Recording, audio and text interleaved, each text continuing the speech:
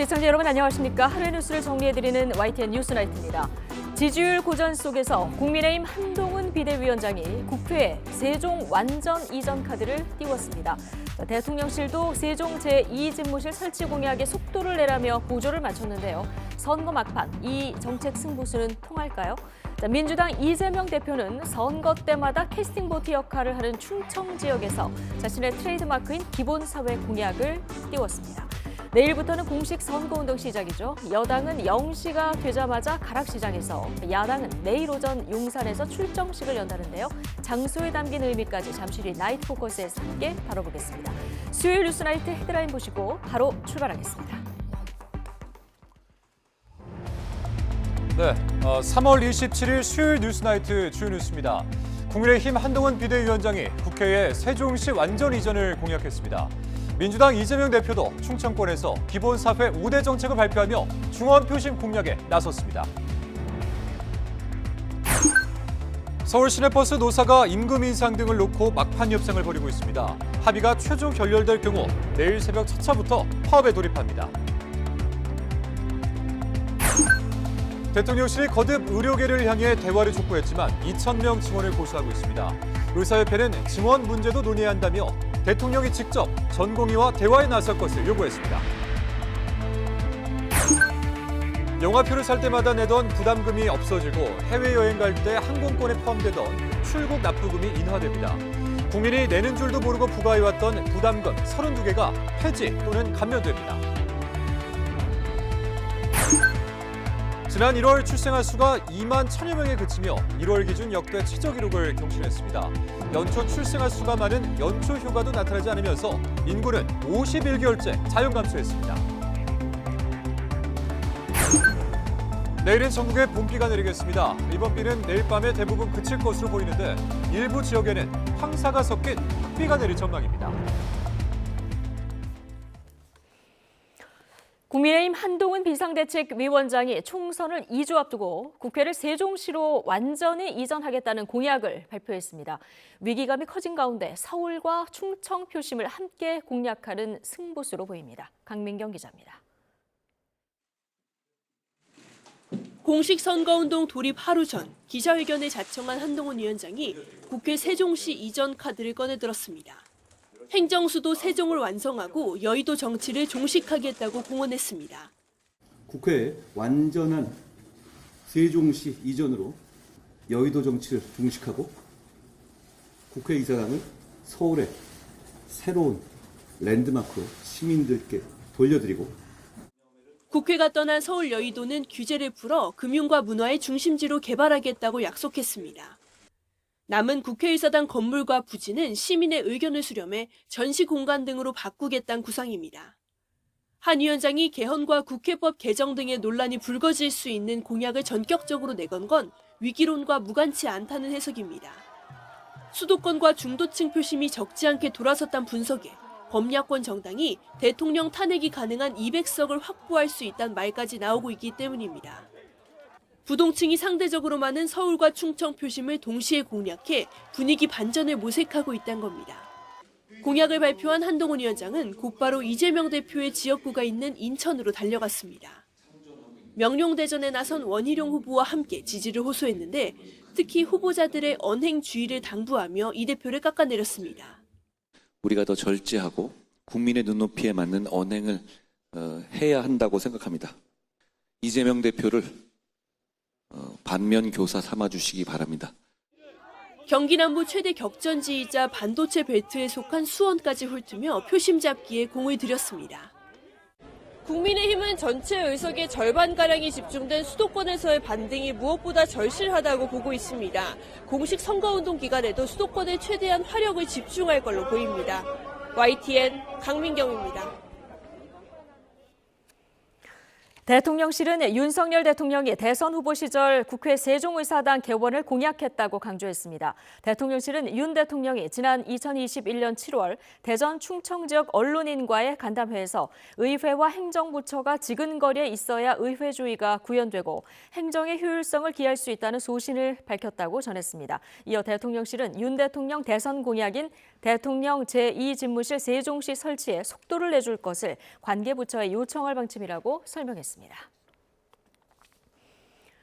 더불어민주당 이재명 대표는 출생 기본소득과 대학 무상교육 등 국가가 국민의 기본적 삶을 지켜야 한다며 기본사회 5대 공약을 발표했습니다.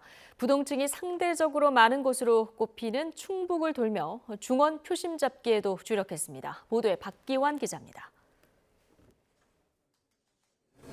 전국민 25만 원 지원을 제안했던 이재명 대표가 민생과 저출생 위기 대책으로 기본사회 5대 공약을 내놨습니다. 누구나 기본적인 삶을 영위할 수 있도록 국가의 책임을 강화하겠다는 겁니다. 윤석열 정권은 무능과 무책임으로 국민의 삶을 외면했습니다. 국가가 국민들의 기본적인 삶을 책임질 때 국민에게 미래가 있습니다. 8세부터 17세까지 자녀 1인당 월 20만 원을 지급하고 결혼하면 10년 만기 1억 원 대출을 보장하겠다고 했습니다. 월세 1만 원 임대주택 확대도 약속했습니다. 간병비 건강보험료 적용과 경로당에서 어르신의 하루 한 끼 식사 지원 또한 공언했습니다. 막대한 재원 부담에 대한 지적이 제기됐지만 이 대표는 우리 경제력이 국민의 기본 삶을 보장할 정도는 됐다며 의지를 내비쳤습니다. 정치권 일각에서 제기된 법약권 200석 등 낙관론을 경계하며 민생을 화두로 표심을 더 끌어모으겠다는 전략으로 풀이됩니다. 특히 기본사회 공약을 부동층이 상대적으로 많은 충북에서 발표한 건 외연을 확장해 승기를 잡겠다는 의도로 해석됩니다. 실제로 이 대표는 중원의 격전지인 충북 충주와 청주 등을 돌며 민생을 외면한 무능한 윤석열 정권을 심판해달라고 목소리를 높였습니다.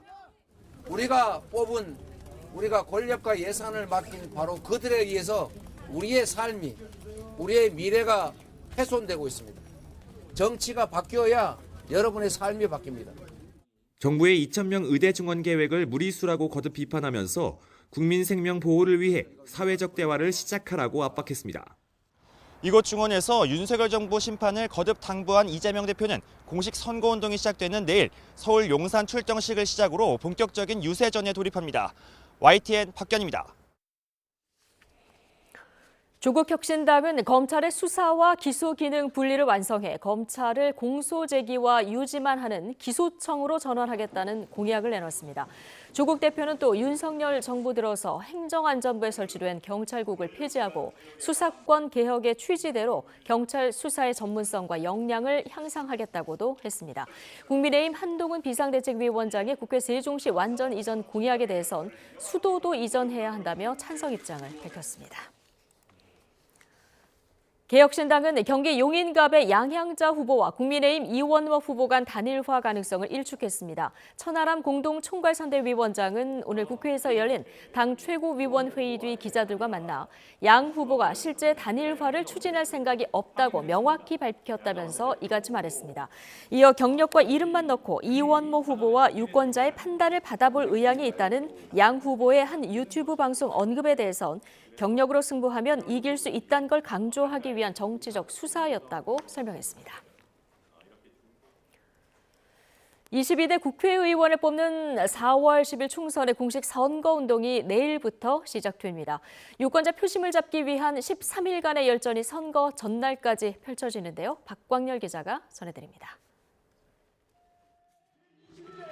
지역구 254석, 비례대표 46석의 주인공을 가릴 4월 총선 공식 선거운동의 막이 내일 0시 오릅니다. 이 선거일 전날인 다음 달 9일 밤 12시까지 13일 동안 여야는 진검승부에 나섭니다. 가장 크게 달라지는 건 거리 풍경입니다. 마이크와 확성기를 통한 후보자 연설은 오전 7시부터 밤 9시까지, 육성 연설은 밤 11시까지 가능합니다. 선거운동 차량과 로고송, 각 당 선거운동원의 율동과 벽보를 볼 수 있는 것도 사전 선거운동 기간과의 차이점입니다. 유권자의 선거운동 가능 범위 역시 달라집니다. SNS 등을 통한 특정 후보 지지 호소 글은 물론 영상 업로드까지 할 수 있습니다. 다만 소품은 본인 돈으로 마련해야 하고 가로와 세로 높이 25cm 이내로 크기는 제한됩니다. 후보자 비방이나 허위 사실이 적힌 글을 SNS로 공유하거나 퍼나르는 건 선거법 위반이라 주의가 필요합니다. 선거관리위원회는 금품 수수나 매수, 허위 사실 공표 등 선거 질서를 해치는 중대 선거범죄에 신속하고 단호하게 대응할 것입니다. 박빙 선거구 당선자 윤곽은 자정을 넘겨 드러날 전망입니다.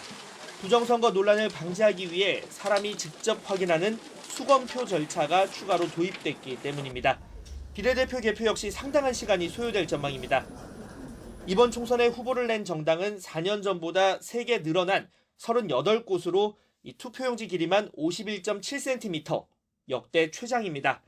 46.9cm까지 가능한 자동 개표 범위를 훌쩍 넘어 수개표가 불가피합니다. 재외국민 투표는 이미 시작된 가운데 주소지와 상관없이 투표할 수 있는 사전투표는 다음 달 5일과 6일 이틀에 걸쳐 진행됩니다. 선관위는 정책 대결의 중요성을 강조하면서 각 당과 후보자의 공약을 꼼꼼히 확인해달라고 당부했습니다. YTN 박광렬입니다. 내일 총파업 돌입을 예고한 서울 시내버스 노조와 서울시 버스 운송사업조합이 막판 협상을 벌이고 있습니다. 노조는 자정까지 합의가 이루어지지 않으면 협상장을 박차고 나가겠다 이렇게 선언했는데요. 자, 자세한 소식 취재기자 연결해서 들어보겠습니다. 최기성 기자. 네, 서울지방노동위원회입니다. 네, 자, 지금 시간이 9시 46분을 지나고 있습니다. 자정까지 얼마 남지 않은 시점인데 현재 협상은 어떻게 진행이 되고 있습니까? 네, 자정까지 2시간 정도 남았지만 협상엔 아직 진전은 없습니다. 노사는 오늘 오후 3시부터 막판 협상을 시작했습니다. 노조는 자정까지 합의안이 나오지 않으면 협상 결렬을 선언하고 해산하겠다고 밝혔습니다. 이후 조합원들에게 파업 시작을 알리는 메시지를 보내겠다고도 말했습니다. 가장 큰 쟁점은 임금 인상입니다. 노조는 시급을 12.7% 올려달라고 요구하고 있고 사측은 2.5% 인상만 가능하다는 입장입니다. 어제 진행한 총파업 찬반 투표는 제적조합원 대비 88.5%가 찬성해 가결했습니다. 파업이 현실화하면 내일 새벽 4시부터 노조 소속 기사가 운전하는 버스 7천여 대가 운행을 중단합니다. 노조가 파업하면 지난 2012년 이후 12년 만입니다. 서울시는 버스노조가 파업에 돌입하면 비상수송 대책을 가동합니다. 지하철 운행 횟수를 늘리고 막차 시간도 1시간 연장합니다. 지금까지 서울지방노동위원회에서 전해드렸습니다. 정부의 거듭된 대화 시도에도 전공의들은 대화에 응하지도 그렇다고 병원에 돌아오지도 않고 있습니다. 차기 회장으로 강경파 인사가 선출된 의사협회는 윤석열 대통령이 직접 전공의들과 대화에 나서라고 요구했습니다. 김평정 기자입니다. 지난 주말 윤석열 대통령이 전공의들의 면허 정지를 유연하게 처리하라고 지시하면서 기대감을 키운 의정 간 대화는 전혀 이뤄지지 못하고 있습니다. 2,000명 증원 백지화를 요구하는 의료계와 불가 입장을 고수하는 정부 모두 한 발도 앞으로 나가지 않고 있기 때문입니다. 여전히 전공의들은 복귀 요청에 응하지 않고 있고 의대 교수들은 사직서 제출을 이어가고 있습니다. 전국 18개 병원 소아청소년과 전공의들은 호소문을 올려 필수 의료 환경이 개선되지 않으면 의대 증원은 의미가 없다고 주장했습니다. 의사협회는 윤석열 대통령이 직접 전공의와 대화할 것을 요구하고 나섰습니다. 대한민국 행정부의 최고 통수권자이신 윤석열 대통령께서 직접 이해 당사자인 전공의들과 만나 현 상황의 타개를 위한 협의를 진행하여 문제 해결의 실마리를 마련해 주실 것을 간곡히 당부드립니다. 새 의사협회 회장의 강경파 인물이 당선된 건 대화 가능성을 더욱 낮추고 있습니다. 임현택 신임의협 회장은 의대 정원은 오히려 지금보다 500에서 1000명 줄여야 하고 대통령 사과와 보건복지부 장관 파면까지 요구하고 있습니다. 또 전공의에 대한 면허 취소가 현실화하면 총파업, 즉 개원이 집단 휴진에 돌입하겠다고 했는데 정부는 법을 무시하는 주장이라고 비판했습니다. 그런 주장은 의사 집단이 법 위에 서겠다는 주장입니다. 예, 법을 위반한 거에 대해서는 상응하는 조치가 있어야 된다는 그런 원칙에는 변화가 없다 이런 말씀을 드리고요. 의료계와 정부 모두 대화 필요성은 꾸준히 강조하고 있지만 대화의 출발점에 대한 입장이 극명하게 엇갈리면서 갈등의 골만 더 깊어지는 모습입니다. YTN 김평정입니다. 대통령실은 보건의료 분야에서 과감한 재정 투자에 나서겠다며 거듭 의료계 대화 참여를 촉구하면서도 의대 정원 2,000명 증원은 변함이 없다고 강조했습니다. 성태훈 대통령실 정책실장은 오늘 브리핑에서 내년 예산은 전공의 수련 국가 책임자나 의료사고 안전망 구축을 위한 보상 지원 확충 등 의료개혁 5대 재정 사업을 중심으로 편성할 것이라고 밝혔습니다. 또 이런 의료개혁을 든든히 뒷받침하기 위해 필수 의료 특별회계를 새로 만들겠다고 밝혔습니다. 대통령실 고위 관계자는 다만 의료계와 여당 일각에서 제기하는 의대 정원 2,000명 증원 재검토 주장에 대해서 2,000명 증원은 이미 대학별 배정이 완료됐다고 일축했습니다. 네, 정부의 의대별 정원 배정이 확정되면서 비수도권 지역 대학들은 수능 무시험 전형을 포함한 다양한 전형을 모색하고 있습니다. 졸업 후 일정 기간 지역 의사로 일하는 조건을 담은 지역 의사 전형도 제한됐는데 장학금뿐만 아니라 군 면제도 추진하겠다는 입장입니다. 김혜영 기자입니다. 의대 정원이 대폭 증가하면서 의료계가 지적하는 건 바로 의학교육의 질 저하입니다. 정부는 비수도권 지역 의대 현장을 방문해 교육 여건을 끌어올리기 위한 지원을 약속했습니다. 대학이 수준 높은 의학교육을 위해 충분히 준비할 수 있도록 정부는 강한 의지를 가지고 전폭적으로 지원하겠습니다. 지역의 의사들이 남게 하기 위한 다양한 입학 전형도 속속 제시되고 있습니다.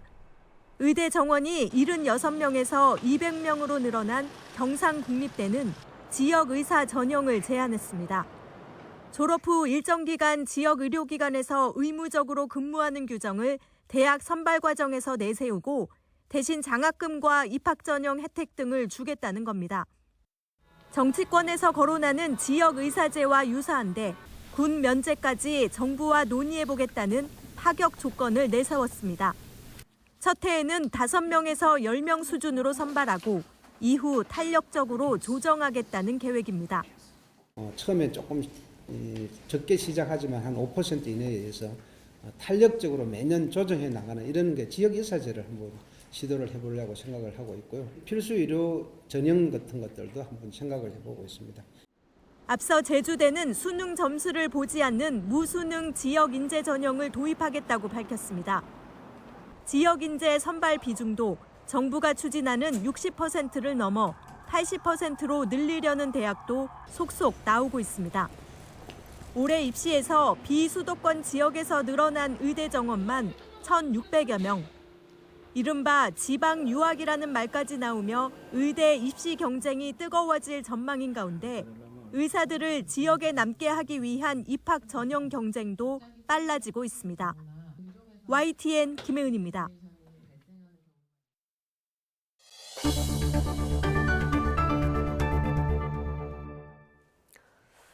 양육비를 주지 않아서 재판에 넘겨진 이른바 나쁜 아빠에게 법원이 처음으로 실형을 선고하고 법정 구속했습니다. 10년 동안 밀린 양육비만 1억 원에 가까웠는데 재판부는 이 남성이 자녀와 전처에게 회복할 수 없는 범죄를 저질렀다고 질타했습니다. 안동준 기자입니다. 40대 남성 A씨는 지난 2014년 아내와 이혼했습니다.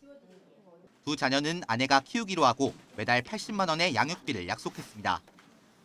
10년 가까이 지난 지금까지 A씨가 지급했어야 하는 양육비는 모두 9,600만 원. 하지만 한 푼도 주지 않았습니다. 지난 2022년엔 법원의 감치명령까지 받았는데 달라지는 건 없었습니다. A씨는 결국 재판에 넘겨져 징역 3개월을 선고받고 법정 구속됐습니다. 재판부는 A씨가 이혼 후에도 미성년 자녀를 부양할 의무가 있었음을 알고 있었다면서 굴착기 기사로 일하며 급여를 현금으로 받고도 이를 지급하지 않아 비난 가능성이 크다고 판단했습니다. 또 피해자는 이행 명령 청구와 강제 집행 등 모든 방법을 동원했지만 양육비를 받지 못했고 A씨가 미성년 자녀와 전처에게 회복할 수 없는 범죄를 저질렀다고 덧붙였습니다. 양육비를 주지 않는 이른바 나쁜 아빠에게 실형을 선고한 첫 사례입니다. 지난해 9월엔 양육비 미지급 사건 첫 형사재판이 있었지만 징역형의 집행유예가 선고됐고 2개월 뒤에도 3,800만 원을 주지 않은 친부에게 징역형의 집행유예가 내려졌습니다. 당시 재판부는 형사처벌 필요성이 높다면서도 양육비 일부를 지급한 점을 고려했다며 실형을 선고하지 않은 이유를 설명했습니다. 시민단체는 양육비 미지급 사건에서 처음으로 실형 판결이 나오자 고무적이라며 환영했습니다. 재판부에서도 이 문제를 엄중하게 보고 계셨다는 뜻이고, 그것이 선례가 돼서 다음 양육비 문제에 대해서도 좀 강력한 그런 처벌이 이제 좀 나올 수 있게 됐고. 하지만 형사 처벌을 떠나 받지 못한 양육비를 돌려받는 건 별개의 문제입니다. 피해자들의 생계를 위해 양육비를 어떻게 지급할 수 있을지 정부가 고민해야 한다는 목소리도 나오고 있습니다. YTN 안동줄입니다. 내일은 전국에 봄비가 내리겠고 일부 지역에는 황사가 섞인 흑비가 내릴 것으로 보입니다. 기상청은 내일 북쪽을 지나는 기압골 영향으로 새벽에 중부지방을 시작으로 오후에는 비가 전국으로 확대되겠다고 밝혔습니다. 제주 산간과 영남 해안에 최고 80mm가 넘는 비가 오겠지만 내륙에는 5에서 10mm의 비가 예상됩니다. 이번 비는 내일 밤에 대부분 그치겠지만 모레도 황사가 나타나는 곳이 있을 것으로 보입니다. 국민이 잘 모르고 부담해서 그림자 세금으로 불리는 부담금 32개가 폐지 또는 감면됩니다. 영화 상영관 입장권 부담금이 폐지되고 출국 납부금은 4,000원이 인하됩니다.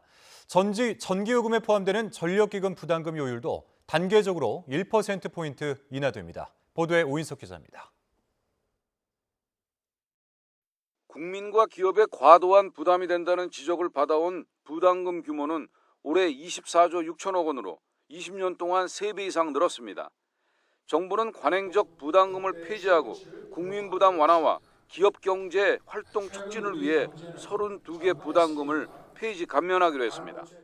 역대 어느 정부도 추진하지 못했던 과감하고 획기적인 수준으로 국민과 기업에게 부담을 주는 부담금을 정비할 것입니다. 지난 2007년부터 영화 비디오물 산업진흥을 위해 영화 상영관 가액의 3%를 관람객에게 부과한 부담금이 사라집니다. 관람료 15,000원을 기준으로 영화 1회 관람 시 500원 정도 경감됩니다. 항공요금에 포함된 출국 납부금은 11,000원에서 7,000원으로 4,000원 인하되고 현재 2세인 면제 기준이 12세로 확대됩니다. 자녀 2명이 있는 부부가 출국 시 3만 원이 경감됩니다. 국제교류 기여금은 복수여권 발급 시 3,000원 인하되고 단수여권과 여행 증명서는 면제됩니다. 전기요금에 포함되는 전력기금 부담금 요율도 2년간 단계적으로 1%포인트 인하됩니다. 국민과 기업 부담이 9천억 원 줄어드는데 4인 가구 기준으로 연간 8,000원, 뿌리업종 기업은 연 62만 원이 경감됩니다. 기업 등 민간 경제 활동을 위축시키는 부담금도 구조조정됩니다. 분양사업자에게 분양가의 0.8%가 부과되는 학교용지 부담금은 폐지되고 개발사업 시행자가 부담하는 개발 부담금은 올해 한시적으로 수도권은 50%, 비수도권은 100% 감면됩니다. 또 폐기물 처리 비용을 제조 수입업자에게 부과해온 폐기물 부담금 부과 대상에서 껌이 제외되고 도로 손괴자에 대한 원인자 부담금도 63년 만에 폐지됩니다. 국민 건강 환경 보전, 원인자 수익자 부담 원칙에 부합하는 부담금 등을 제외한 32개 전체 부담금을 정비하여 연간 2조 원의 국민 기업 부담을 경감합니다. 정부는 남아있는 69개 부담금에 대해서도 부가 타당성 등을 지속 점검하고 모든 부담금에 대해 예외 없이 10년 이내 존속 기한을 설정하기로 했습니다. 또 부담금 폐지 감면으로 구조조정이 불가피해진 영화진흥사업과 취약계층 지원 등 필수 사업들은 일반 재정을 투입하기로 했습니다. YTN 오인성입니다. 심각한 저출산에 이젠 연초에 아기가 많이 태어나는 연초 휴가마저 기대하기 어려워 보입니다. 올해 첫 달 태어난 아기가 2만 1,000여 명에 불과해서 같은 달 기준 역대 최저 기록을 경신했는데 4년 만에 최대 감소폭입니다. 이승훈 기자입니다. 지난 1월 출생아 수가 16개월째 같은 달 기준 역대 최저 기록을 이어갔습니다.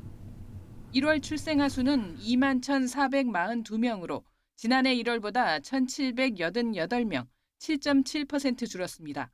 1월 출생아 수 감소폭은 2022년 1%, 지난해 5.7%였는데 올해는 더 커져서 4년 만에 가장 큰 감소폭을 보였습니다. 연초 효과로 출생아 수에 큰 반등을 기대했지만 지난해 12월보다 5,189명 느는데 그쳤습니다. 대전과 충북에서만 지난해 1월보다 늘었고 다른 15개 시도에서는 감소했습니다. 생각보다는 조금 더 감소 폭이 좀 컸다. 코로나 이후에 이제 혼인 건수가 계속 감소되면서 그게 이제 영향이 아직까지 좀 미치고 있는 게 아닌가 좀 보고 있고요. 1월 사망자 수는 코로나 영향이 줄면서 32,409명으로 지난해 1월보다 0.5% 줄었습니다. 그래도 출생아 수보다 많아서 우리나라 인구는 11,047명 자연 감소했습니다. 51개월째 인구 자연 감소가 이어지고 있는데 이 같은 감소폭은 1월 기준 역대 최대입니다.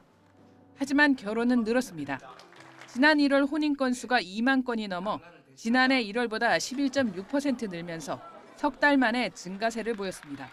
통계청은 하지만 올해 1월은 지난해 1월보다 혼인 신고 가능 일수가 이틀 많았다며 증가 추세가 이어질지는 아직 미지수라고 설명했습니다. 지난해 합계 출산율은 0.72명, 통계청은 올해는 0.68명으로 더 떨어질 것으로 우려하고 있습니다. YTN 이승은입니다.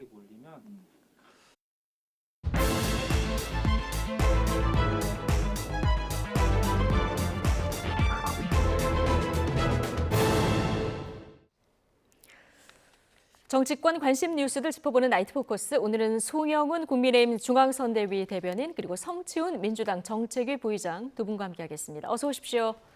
안녕하십니까? 자, 내일부터 시작되는 총선 공식 선거운동을 앞두고 열기가 더 달아오르는 분위기입니다. 최근 지지율에서 고전하고 있는 국민의힘, 오늘 한동훈 비대위원장이 긴급 기자회견을 열고 국회 세종시 완전 이전 카드를 꺼내들었습니다. 직접 듣고 오실까요? 세종을 정치 행정의 수도로 완성하고 기존의 국회 공간은 문화, 금융의 중심으로 바꿔서 동료 시민들께 돌려드릴 것을 약속드립니다. 여의도 정치의 끝, 여의도 국회의 완전한 이전을 약속합니다. 시민의 이익과 국가의 국익을 위해서 저희가 그동안 준비해온 최선의 안을 말씀드리고 있는 것이다. 평가는 저희가 담담하게 기다리겠습니다. 네, 국회를 세종으로 이전해서 세종은 정치행정의 수도로 그리고 여의도는 국회 공간을 서울의 랜드마크로 만들겠다. 이 양쪽 지역을 겨냥한 이런 공약이 나온 건데, 자, 국민의힘에서 오늘 한동훈 위원장이 기자회견까지 자처해서 이 공약을 내놓은 거 아니겠습니까? 이게 준비되어 온 겁니까? 아니면 긴급하게 마련이 된 겁니까? 뭐 이게 전혀 새로운 이슈는 아니죠, 사실. 그렇죠. 국회 세종 제2의사당을 설치하기로 할 때부터 이게 국회를 전부 다 옮겨야 되지 않느냐 그런 얘기는 있었던 거고요. 그래서 국민의힘에서 오래전부터 연구는 되어 왔던 것입니다. 다만 이제 조금 극적인 장치를 했다는 점은 저희가 부인하진 않겠습니다. 예. 오늘 아침에 8시 30분에 따로 기자회견을 잡아서 이걸 발표를 했으니까요. 네, 아마 취임 후 첫 기자회견인 거죠? 아니죠. 이런 정책을 가지고 하는 건 처음 아닙니까? 하나의 정책만 가지고 따로 이렇게 아침에 예. 시간을 할애해서 발표한 것은 처음이기는 한데 네. 어쨌든 지금 내일부터 선거운동 기간이 시작되는 시점에 예. 발표했다는 점에 좀 더 극적인 효과가 있다는 것은 저희가 부인하진 않겠고요. 그러나 이게 뭐 어느 날 갑자기 나온 것은 아니다. 그런 네. 말씀을 드릴 수 있겠습니다. 네, 자, 공식 선거운동 전날 이렇게 이슈를 띄운 상황인데요. 오늘 대통령실도 대통령 제2집무실 세종에 설치하는 것을 좀 속도를 내라 이 주문을 했다고 하거든요. 자, 한동훈 위원장의 승부수 어떻게 평가하십니까? 진심이라면 환영할 일이라고 생각합니다. 네. 민주당에서 추진하던 정책이 있고요. 예. 노무현 대통령 때부터 이 국토 균형 발전, 전국 균형 발전 차원에서 이 국회를 이전하는 문제는 예전부터 다뤄졌던 문제입니다. 근데 국민의힘의 진정성이 과연 있을까라는 거는 앞으로의 이 준비해왔다고 하니까 준비해왔다면 좀 구체성 있는 계획안을 좀 들었으면 좋겠거든요. 예. 그런 대통령께서 제2집무실에 대한 속도를 내라. 그것도 좀 하던 게 있으면 속도를 내라라는 말이 설득력이 있을 것 같은데 사실상 진행되던 게 거의 없거든요. 진행되던 게 거의 없던 상황에서 속도를 내라는 게 국민들이 느끼기에 과연 진정성이 느껴질까라는 말씀을 드리고 싶고 네. 그리고 한동훈 위원장의 발언도 그렇습니다. 지금 일단 이 완벽하게 이전을 하려면 일단 개헌 문제도 건드려야 되거든요. 그러니까 그 헌법을 건드릴 거면 그럼 개헌의 로드맵은 어떤 건지 고민이 정말 있었다면 저는 일정에 대한 그 로드맵 보여줘야 되고 내용에 대한 로드맵. 37년 만에 개헌을 하는 것이면 원포인트로 이것만 할 것인지 네. 아니면 지금까지 축적되어 왔던 개헌의 다른 내용도 넣을 것인지 이런 내용들을 다양하게 보여줘야 되는 것이고 그리고 만약에 그 개헌을 그 국회에서 통과시킨다고 하더라도 결국 국민투표를 붙이지 않습니까? 네. 근데 지금 국민투표를 할 수 없습니다. 지금 국민투표 법안이 2014년에 그 재외국민의 참정권 문제 때문에 지금 헌법 불합치 판결을 받은 이후에 국회에서 지금 방치해 놓고 있거든요. 네. 그렇기 때문에 이 문제도 해결되지 않았는데 어떻게 이거를 그 완벽하게 이전할 것인지 개헌에 대한 로드맵은 뭔지 아무것도 안 나왔기 때문에 과연 진정성이 있는 것인지 민주당에서는 좀 의심스럽다라고 말씀을 드리고 있는 겁니다. 아, 진정성이 있다면 추후 이걸 어떻게 현실화할지 이 방안까지 좀 내놔야 된다는 말씀이신데요. 그럼 현실화 가능성을 먼저 좀 짚어보면 이게 여야 합의로 국회법만 개정해서 된다는 분도 있고요. 개헌을 해야 된다는 분도 있거든요. 자, 변호사시기도 하신데요. 이거 어떻게 봐야 됩니까? 일단 두 가지 견해가 다 일리는 있어 보이고요. 네. 어느 쪽으로 보든지 간에 결국에는 국회가 세종으로 전부가 다 가는 거는 이루어질 것 같습니다. 예. 왜 그러냐면요. 일단 그 헌법재판소가 2004년에 신행정수도 특별법 위헌 사건, 예. 그 사건에서 국회와 대통령의 소재지를 수도의 요건으로 본 것은 맞습니다. 네. 그런데 그 결정이 이제 20년 전에 있었고요. 더더군다나 관습헌법이라고 하는 그전에 헌법재판소가 한 번도 동원한 적이 없는 논리를 근거로 했다는 점에서 당시에도 많은 비판이 있었습니다. 그리고 이 헌법재판소의 결정은 시대의 흐름에 따라서 많이 바뀌거든요. 대표적으로 간통죄 같은 경우에 1990년에 처음에 그 합헌으로 결정을 받았습니다만 결국에는 25년이 지나서 2015년에 와서는 위헌으로 결정을 받았고 폐지가 됐습니다. 그런 전례에 비춰봤을 때 우리가 지금 세종시의 비효율은 오랫동안 보지 않았습니까? 공무원들이 매일 길 위에서 시간을 버리고 서울을 2번씩 왔다 갔다 하고 이런 걸 다 겪어왔기 때문에 헌법재판소도 그런 현실에 따라서 좀 현실적인 판단을 할 여지가 있고요. 그러면은 법률만 개정해서 가능할 수도 있고 만약에 그것이 개헌이 필요하다고 하면은 지금 오늘 나온 반응을 보면 야권도 반대하는 것 같지 않거든요. 그 세종으로 가는 것 자체는 당위성을 인정하고 아예 수도까지 이전하자 이 얘기가 나오거든요. 그렇습니다. 오히려 어떻게 보면은 이 국회 전체 이전이라고 하는 이슈 자체를 선점당한 것에 대한 당혹스러움이 일으키는 그런 반응들이 있더라고요. 그러면 여야가 합의하면은 개헌하는 것은 간단한 문제죠. 그리고 그 조금 전에 국민투표법 말씀하시니까 제가 한 말씀만 드리면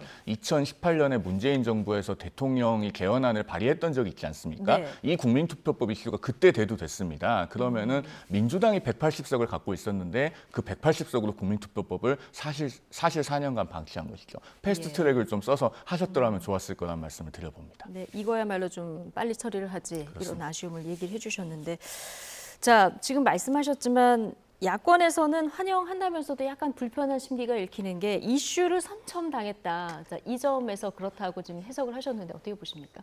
선점당했다고 생각하지 않습니다. 왜냐하면 이미 민주당이 열심히 추진해왔던 것이고 국민들이 느끼기에도 행정수도 이전이라 하면은 그 본 시작을 한 사람은 노무현 대통령으로 다들 기억하고 있지 않습니까? 네. 그리고 그 이후에도 사실 국민의힘 내부에는 여전히 반대 목소리가 있는 걸로 알고 있습니다. 뭐 안철수 의원이나 나경원 의원이 과거에 이것과 관련돼서 좀 부정적 발언을 했던 기록들도 있고요. 그런 것 때문에 국민의힘 내부에서는 물론 충청권 의원들은 항상 찬성을 해왔습니다. 국민의힘 소속 의원님들도요. 그래서 국민의힘 내부에서는 이견이 있었으나 민주당 내부에서는 적어도 이견 없이 항상 추진해왔던 것들이기 때문에 국민들이 느끼기에 민주당은 항상 이걸 하자고 해왔어. 하지만 정치권에 합의가 없었어. 그렇기 때문에 이번에 한동훈 위원장이 하자라고 한 거는 이제 여야가 좀 힘을 합쳐서 할 수 있게 됐구나라고 생각을 하는 것이지 뭔가 국민의힘이 새롭게 뭔가 아젠다를 제시해서 이끌고 간다라고 느끼실 거는 아니라고 봅니다. 근데 국민들 입장에서는 오늘 긴급 기자회견까지 해서 발표를 했기 때문에 국민들도 그렇고 언론인들도 그렇고 사실 아침에 긴급 기자회견 아까 정책 하나로 기자회견한 거 처음이지 않았습니까? 그래서 다들 기대하고 있었다가 이거는 뭐 새로운 내용도 아니고 뭔가 킬링 컨텐츠도 아닌데 라는 느낌들이 있었다고 하지 않았습니까? 그렇기 때문에 물론 저희는 좋습니다. 그걸 추진하는 게 좋다고 생각하기 때문에 환영할 일이고 근데 국민들이 느끼기에는 과연 이 정책을 누가 주인인지 알고 계실 거라고 생각합니다. 알겠습니다. 중요한 건 저는 상당히 새롭게 들리던데요. 왜냐하면은 국회가 가는 거는 물론 예전에도 그런 아이디어는 나왔었어요. 그런데 그럼 국회가 가면은 그 국회의사당 자리를 어떻게 할 거냐? 그게 사실 또 굉장히 중요한 포인트거든요. 오늘 이제 그 오르쉐 미술관 얘기도 나왔는데 결국에는 국회가 가면은 그 자리를 서울 시민들을 위해서 문화공간, 예술공간으로 돌려주겠다고 하는 거 아닙니까? 그 파리의 오르쉐 미술관도 원래 그게 기차역 아닙니까? 그러면은 그런 것들 상상해봤을 때, 그러니까 그 전시공간 공연장이 된다든가 혹은 거기가 무슨 오페라 하우스가 된다든가 그런 걸 생각해 보면은 봄에 윤중로에 벚꽃이 쫙 피었을 때 거기가 시민들을 위한 문화 공간으로 완전 개방이 될 때 어떤 느낌이겠는가 생각해 보니까 저는 굉장히 프레시한 느낌을 받았습니다. 아, 그렇습니다. 짧게만 말씀드리면 오르쉐 미술관이라는 단어는 매우 프레시했습니다. 근데 사실 이 지금 12개 상임위가 이미 넘어가기로 되어 있지 않습니까? 그렇죠. 그 이야기를 할 때 이미 지금 그 영등포 국회에서는 어떻게 활용할 것인가 12개만 가더라도 빈 공간이 생기거든요. 그때 이미 다양한 논의들이 있었다는 점은 좀 지적을 하고 싶습니다. 알겠습니다. 어쨌든 뭐 여야가 다 반대하지 않기 때문에 총선 이후에 이 부분이 현실화될지 좀 지켜봐야 될 것 같은데 중요한 건 판세 영향력인데요. 자, 충청과 서울에서 또 좀 좁혀서는 좀 뭐 세종과 영등포에서 영향이 좀 있을까요?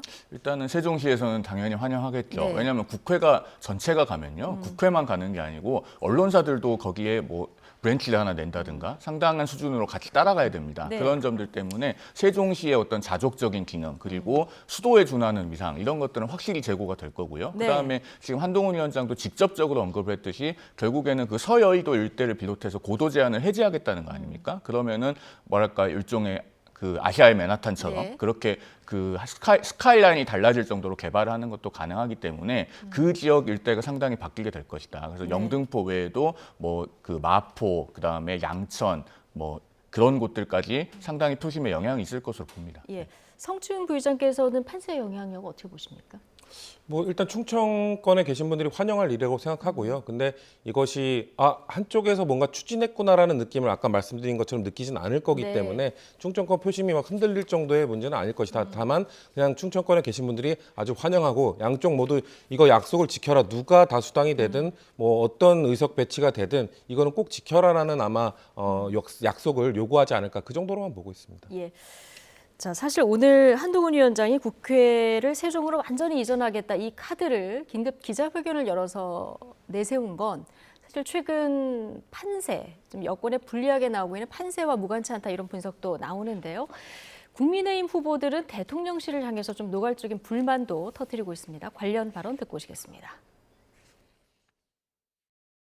여태까지 용산도 여러 가지 뭐 오만하게 비쳤던 그런 부분에 대해서는 사실 저는 그런 거에 대해서는 국민들께 솔직하게 말씀드리는 게 좋다고 보고요. 그리고 이종섭 대사 문제도 그렇고 처음에 이제 용산에서 굉장히 좀 세게 나왔었잖아요. 예.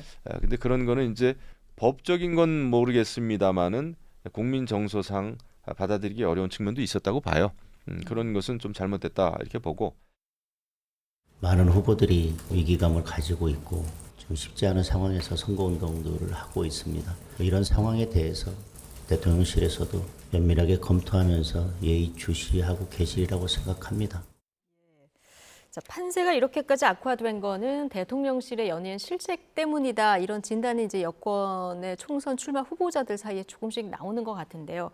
당 일각에서는 대통령이 직접 입장을 좀 밝히는 게 어떻겠느냐 이런 의견도 좀 나오는 것 같아요.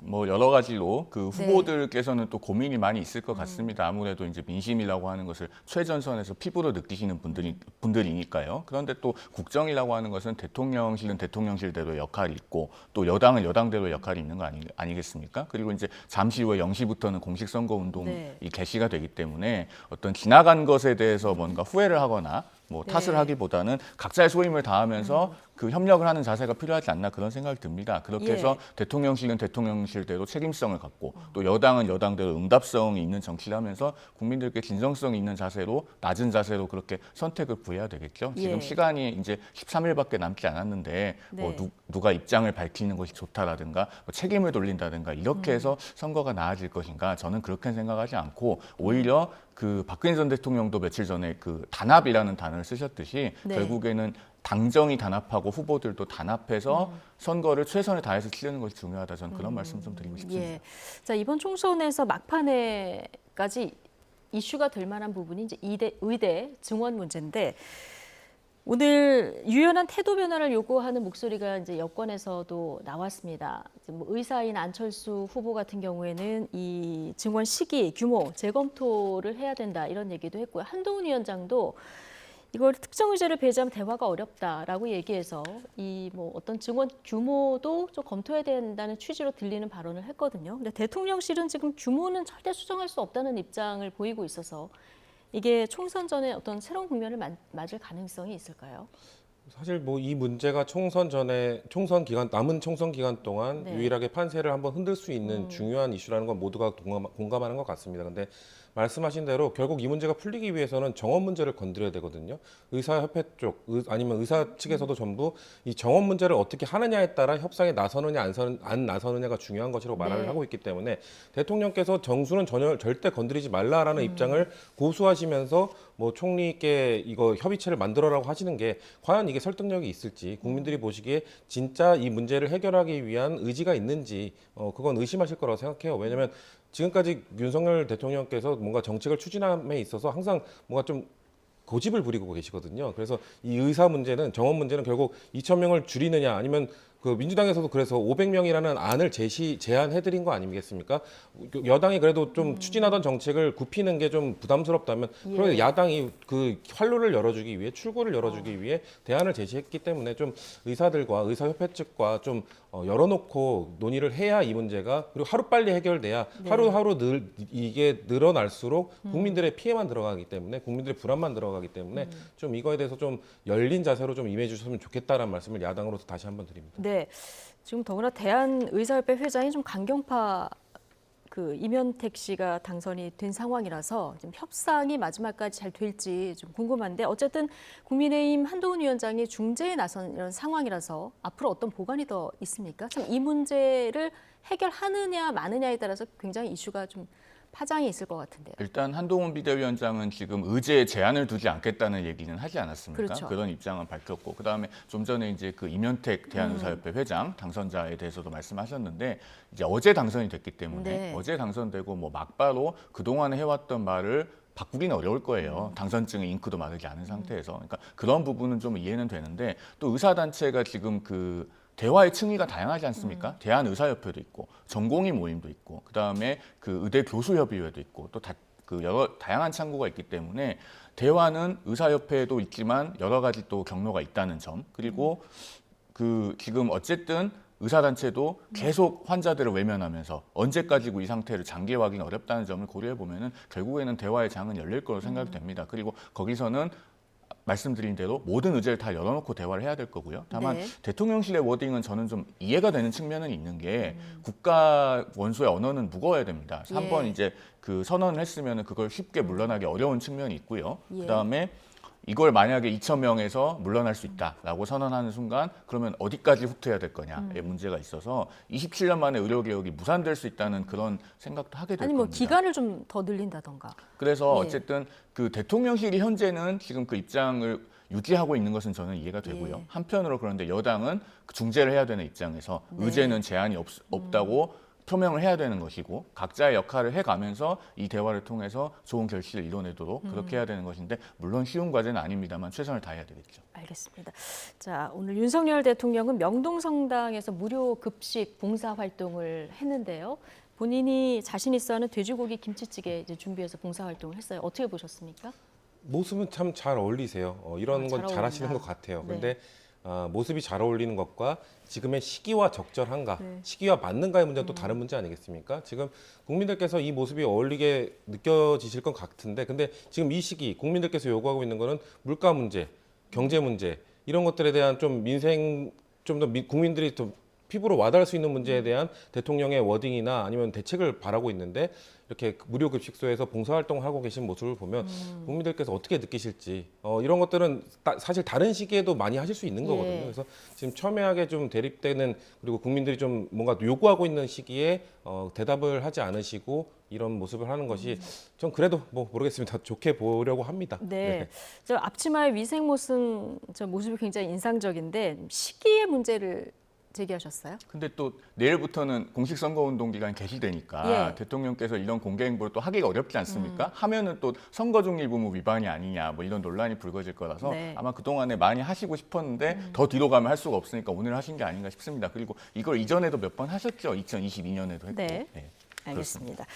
자, 민주당으로 가보죠. 자, 공식 선거운동 직전에 민주당 이재명 대표는 선거마다 캐스팅보트 역할을 하는 충청, 그 가운데서도 비교적 보수세가 강해서 험지로 분류되는 충북을 찾았습니다. 이 대표는 민생 대책으로 기본사회 5대 정책을 공약으로 발표했는데요. 이 얘기 듣고 오시겠습니다. 윤석열 정권은 무능과 무책임으로 국민의 삶을 외면했습니다. 국가가 국민들의 기본적인 삶을 책임질 때 국민에게 미래가 있습니다. 우리의 경제력과 국가 역량이 이제 국민들의 기본적인 삶을 보장할 정도는 됐습니다. 탈락자를 구제하는 소극적 복지에서 누구나 탈락하지 않는 적극적 복지로 나아가야 합니다. 국가 책임을 강화해서 누구나 기본적인 삶을 영위할 수 있도록 든든한 토대를 구축해 갈 것입니다. 자, 누구나 탈락하지 않는 적극적인 복지로 가야 한다. 이재명 대표 본인의 이제 트레이드마크인 기본 시리즈를 또 들고 나온 건데요. 자, 오늘 나온 그 공약의 주요 내용은 어떤 겁니까? 그게 5가지인데요. 네. 일단 출생 기본소득, 태어나는 출생아들에게 모두 일정 정도의 금액을 주겠다는 것도 있고, 월세 10,000원 임대 주택을 좀 더 확대하겠다. 그리고 주거 문제도 있고, 그리고 등록금 문제, 그리고 간병비 건강보험 적용, 그리고 어르신 한 끼 지원, 그래서 노인분들을 위한 정책도 다양하게 담겨 있습니다. 근데 이런 정책들이 사실 국민의힘에서도 비슷한 정책들을 많이 내놓고 있기 때문에 아마 총선을 앞두고 이제 내일부터 본격 선거운동이 되기 시작하기 전에 민주당의 주요 정책이 무엇인지를 밝히는 그런 차원에서 아마 오늘 이런 정책 발표들을 하지 않았나라고 보여집니다. 예. 자, 오늘 충청을 찾지 않았습니까? 충청에서 이 기본소득 카드를 꺼낸 전략이 있겠죠? 글쎄요, 뭐 장소의 정치학을 의도했는지는 모르겠는데 네. 사실은 내용이 지난 2022년 대선 때 이재명 대표가 발표했던 것과 대동소이해서요. 사실 저는 크게 그렇게 새로움을 느끼지 못했고, 더더군다나 과거에도 재원 마련 방안이 부실해서 비판을 받았던 것을 그대로 답습하고 있다는 점에 좀 아쉬움이 듭니다. 네. 그 대표적으로요. 지금 기본주택 같은 경우에 100만 호를 하겠다고 이번에도 공약을 했습니다. 네. 지난번 대선 때도 이거를 이재명 대표가 100만 호를 공약했거든요. 나중에 대선 공약집에 가면 이걸 140만 호까지 늘려서 잡았는데요. 그때 100만 호 짓는데 얼마 드냐고 하니까 이재명 대표 그 선대위에서 KBS에 보낸 답변이 있는데 274조 원이 든다고 했습니다. 그 274조 원을 어떻게 조달할 거냐라고 하니까 기조성된 주택도시기금하고 그다음에 금융으로 조달한다고 했어요. 그런데요. 주택도시기금은 2022년 말 기준으로 순자산이 31.6조 원밖에 안 남아 있고요. 지금 2024년 현재는 그 예치된 금액이 10.3조 원밖에 안 돼요. 그러면은 200조 원이 넘는 돈을 금융으로 조달해야 되는데 결국은 그 얘기는요. 빚을 내겠다는 얘기입니다. 그러니까 주택도시기금 있는 거 전액을 다 써도 200조 원 넘게 빚을 내야지 기본 주택 100만 호라는 거를 지을까 말까 한 거예요. 그래서 2022년에도 그것 때문에 지적을 받았었는데 이번에 네. 똑같은 걸 또 들고 나왔습니다. 지금 이재명 대표 기본 시리즈가 다 이런 식이거든요. 그러면은 이걸 무슨 재원으로 할 거냐? 우리 아이들을 전부 다 빚더미에 올라앉게 할 거냐? 이 비판을 피할 수가 없다고 봅니다. 네. 이 재정 정책을 이야기 시작하면 양당의 정책이 똑같습니다. 지금 제가 다 말씀드린 5가지 정책 주제 똑같이 국민의힘 정책 공약집 이번에 발표된 걸 보면 다 들어가 있습니다. 저는 오히려 좀 더 과한 부분도 있다고 봐요. 저는 이 방송 들어오기 전에 정책 공약집을 읽어보고 왔는데 거기에 신혼부부의 예식 비용까지 모든 신혼부부에게 200만 원씩 지급하겠다 이런 내용까지 들어가 있거든요. 국민의힘 공약집이에요. 국민의힘 공약집이에요. 네. 그래서 그런 것처럼 지금 양당이 정책 경쟁을 하는 건 전 좋은 방향이라고 생각합니다. 네. 재정이란 문제, 재정 문제는 결국 국가 예산을 어떻게 배분하고 어떻게 어디에 먼저 쓸 것인가, 어디에 우선순위를 배정할 것인가의 문제이기 때문에 양당의 정책 모두 재원이 어마어마하게 듭니다. 그거에 네. 우선순위를 두고 양당이 공정하게 경쟁을 하면 되는 것이지 너네는 재정 어떻게 마련할래? 또 서로 이렇게 재정 정책을 물어보다가는 이 정책의 본질을 떠나서 논의하기는 힘들어진다라는 말씀을 드리고 싶습니다. 네. 그 기본주택 100만 호 같은 거는 국민의힘이 공약했다는 얘기를 저는 못 들어봤거든요. 처음 듣는 얘기입니다. 그러니까 주택 관련 정책이 엄청 많이 있습니다. 그래서 되게 모호하게 되어 있는데 청년 신혼가구 내 집 마련을 파격 지원하겠다라고만 되어 있거든요. 파격 지원이 뭔지는 구체적으로는 나와 있지 않아요. 그래서 그런 내용들을 만약에 그 파격 지원이 구체적으로 들어갔을 때 그걸 또 비용을 따져보면 그것도 아마 수십조 원, 뭐 수백조 원까지 갈 수도 있는 부분이거든요. 그렇기 때문에 그러면은 제가 방금 말씀드린 200만 원 비용, 전 좋은 비용이라고 좋은 공약이라고 생각해요. 근데 비용 문제만 또 따지기 시작하면은 신혼부부에게 200만 원씩 어떻게 다 주냐 예. 이렇게 흘러가면 안 된다는 것이죠. 그 정책이 필요한 것인가를 먼저 이야기하는 것이 좋다라는 생각이 제 개인적 의견입니다. 간만에 그래도 저희가 정책 토론하는 게 시청자들 보시기 좋을 것 같아서 한 말씀만 더 드리면 네. 민주당 자료를 보니까 화순군에서 하는 그 10,000원 임대 아파트, 나주시에서 하는 0원 임대 아파트 이런 거를 이제 전국에 확대하겠다고 하셨더라고요. 그런데 이게 지금 화순군 전체에서 400호 하는 거고요. 나주시 전체에서 100호 하는 겁니다. 이거 전국적으로 확대하려면 엄청나게 돈이 많이 들고요. 그다음에 이게 청년 대상 임대 아파트라고 돼 있던데 화순군에서 하고 있는 건 청년만 대상으로 하는 것도 아닙니다. 좀 더 민주당에서 정확하게 알아보고 정책을 수립하시는 게 좋을 것 같습니다. 예. 자, 두 분이 이제 정책 얘기를 좀 해주셨는데요. 자, 국민의힘과 민주당의 공약집 저희가 이제 꼼꼼히 읽어보질 못해서 어떤 내용이 담겨 있는지 좀 저희도 챙겨서 보도록 하겠습니다. 자, 이런 가운데 이재명 대표 최근 발언이 조금 거세지면서 발언 관련한 논란도 좀 있고 공방도 이어지는 것 같습니다. 자, 현 정부를 비판하면서 의붓아버지 계모름에 대해서 이제 재혼가정 비하 논란이 벌어지기도 했는데 이러다 보니까 오늘 여야 공방이 좀 있었습니다. 좀 저희가 그래픽으로 정리했는데 저런 공방입니다. 근데 이재명 대표 발언이 문제일까요? 아니면 여당이 너무 말꼬리 잡기를 하는 걸까요? 아니 그런데 이재명 대표가요. 네. 요새 언어가 점점 더 거칠어지고 있어요. 물론 사정은 이해합니다. 지금 네. 조국 혁신당으로부터 그 비례대표 정당 지지율을 잠식받고 있기 때문에 이재명 대표로서는 더 강한 언어를 통해서 유권자들에게 어필하고자 하는 그런 욕구가 있는 건 이해를 하는데요. 지금 최근에 이재명 대표가 했던 그 막말 논란들을 보면은 자 설마 이찍 아니겠지 이렇게 해서 이제 그 여당 지지 성향의 유권자들을 비하한다든가 또 2번 찍든지 아니면 집에서 쉬시라 이런 말씀도 하셨고 또 이번에 그 여당이 일당이 되면 아르헨티나처럼 된다 뭐 이런 좀 이해하기 어려운 말씀도 하셨고 중국에 셰셰하면 된다라고 해서 구려개교 논란도 있었고 경기북도가 분도되면 강원 서도로 전락한다고 해서 강원도 비하도 하셨지 않습니까? 네. 그리고 그 정부 여당을 향해서 무식한 양반들아 이렇게 원색적인 언어도 쓰셨고 그걸로도 모자라서 이제 어제는 그 의붓아버지 계모 이런 발언을 통해서 많은 재혼 가정들의 그 부모들께 가슴에 못을 박은 거예요. 그 네. 언어를 좀 정제해서 사용을 하시는 게 유권자들에 대한 예의일 것 같고요. 제가 딱 한 말씀만 더 드리면은 민주당이 존경에 맞이하는 김대중 대통령과 이호 여사도 사실은 김대중 대통령의 재혼 부부라는 점 말씀드립니다. 지금 선대위 대변인이시기 때문에 기회를 놓치지 않고 이재명 대표가 지금까지 그 했었던 논란이 된 발언들을 쭉 정리를 해주셨는데 자, 이 그 계모, 의붓아버지 발언 같은 경우는 우화 예를 든 걸 가지고 너무 말꼬리 잡지 말라. 이게 이제 이재명 대표의 어떤 반박인데요. 최근에 좀 수위가 높아지는 이재명 대표 발언 성추행 부의장께서는 어떻게 보고 계십니까? 뭐 그 격해지는 건 좋은데 단어 선택은 신중해야죠. 네. 뭔가 표현이 뭔가 그 좀 강하게 표현하기 위한 건 좋습니다. 하지만 의붓아버지라든지 뭐 계모라든지 그러면서 그 단어가 지칭하는 그 뜻을 부정적으로 사용하는 거는 어떤 특정 계층에겐 상처를 줄 수 있기 때문에 매우 조심스러워해야 됩니다. 근데 말씀드리고 싶은 거는 오케이 그 단어의 부적절함은 저희도 인정합니다. 좀 더 신중하게 사용하시는 게 필요하다고 생각합니다. 하지만 그 말씀 속에 있는 그 본질을 좀 깨닫고 국민의힘도 받아들여야 되지 않겠느냐라는 거거든요. 결국 말하고자 하는 것은 국민의힘 윤석열 대통령의 이 국정 운영이 너무 좀 강압적으로 가고 있지 않느냐, 국민들을 좀 힘으로 다스리려고 하고 있지 않느냐라는 걸 지적하고 있는 거거든요.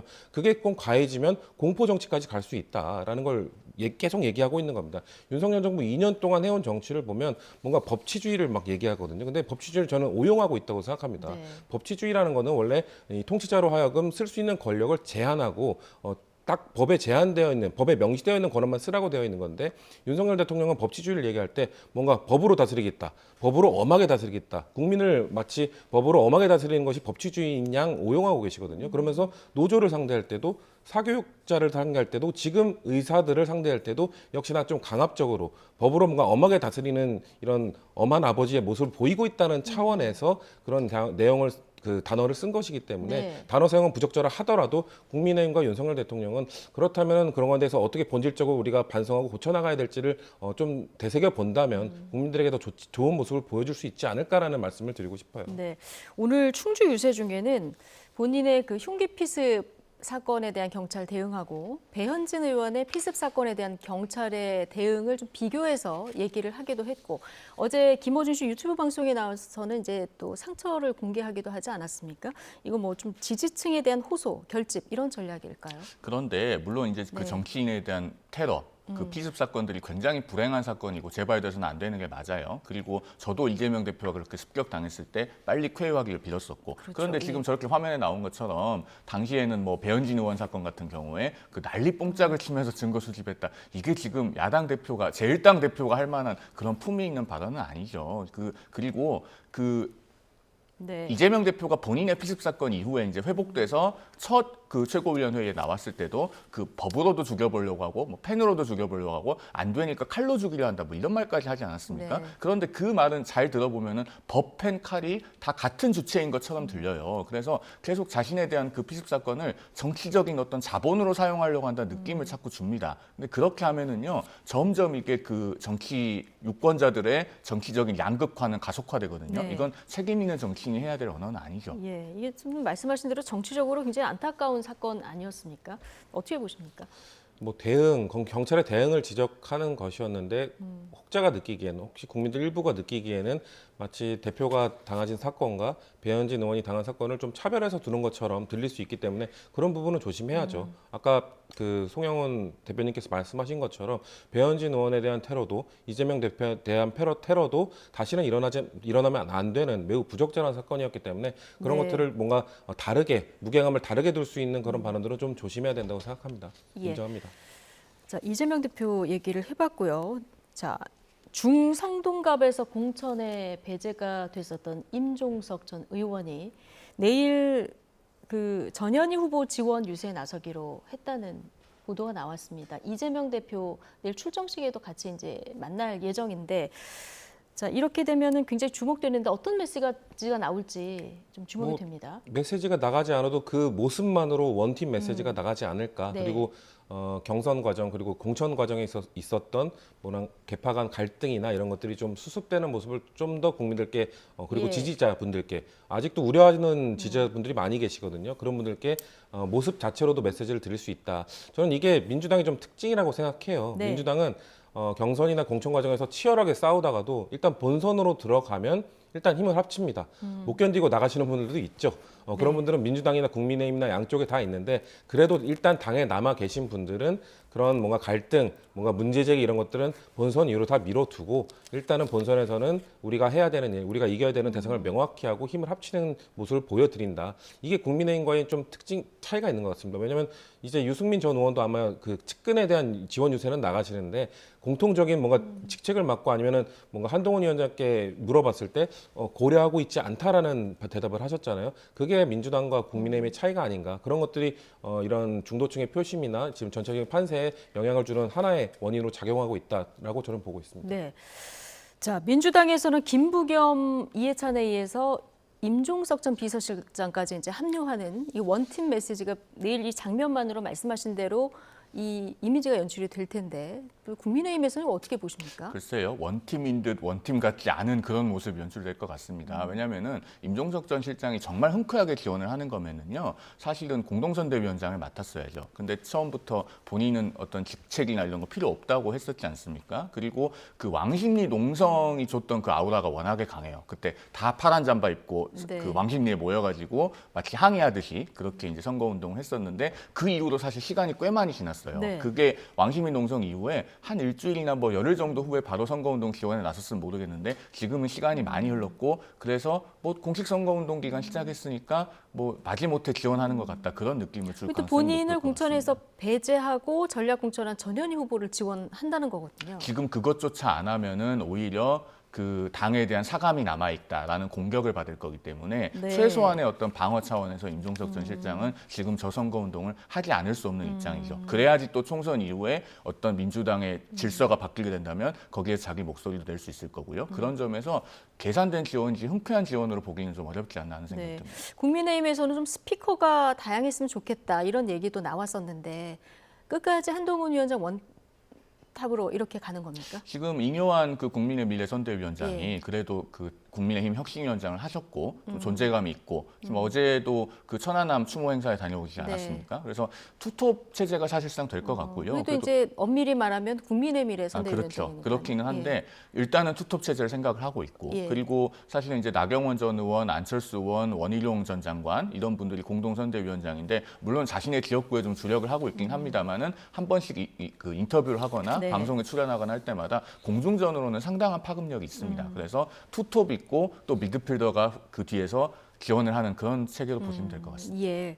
자, 임종석 전 실장 내일은 경남 양산으로 가서 문재인 전 대통령도 예방한다고 하는데 자, 문재인 전 대통령은 오늘 파란색 점퍼를 입고요. 고향인 경남 거제에서 민주당 후보 격려하는 그 사진도 나오더라고요.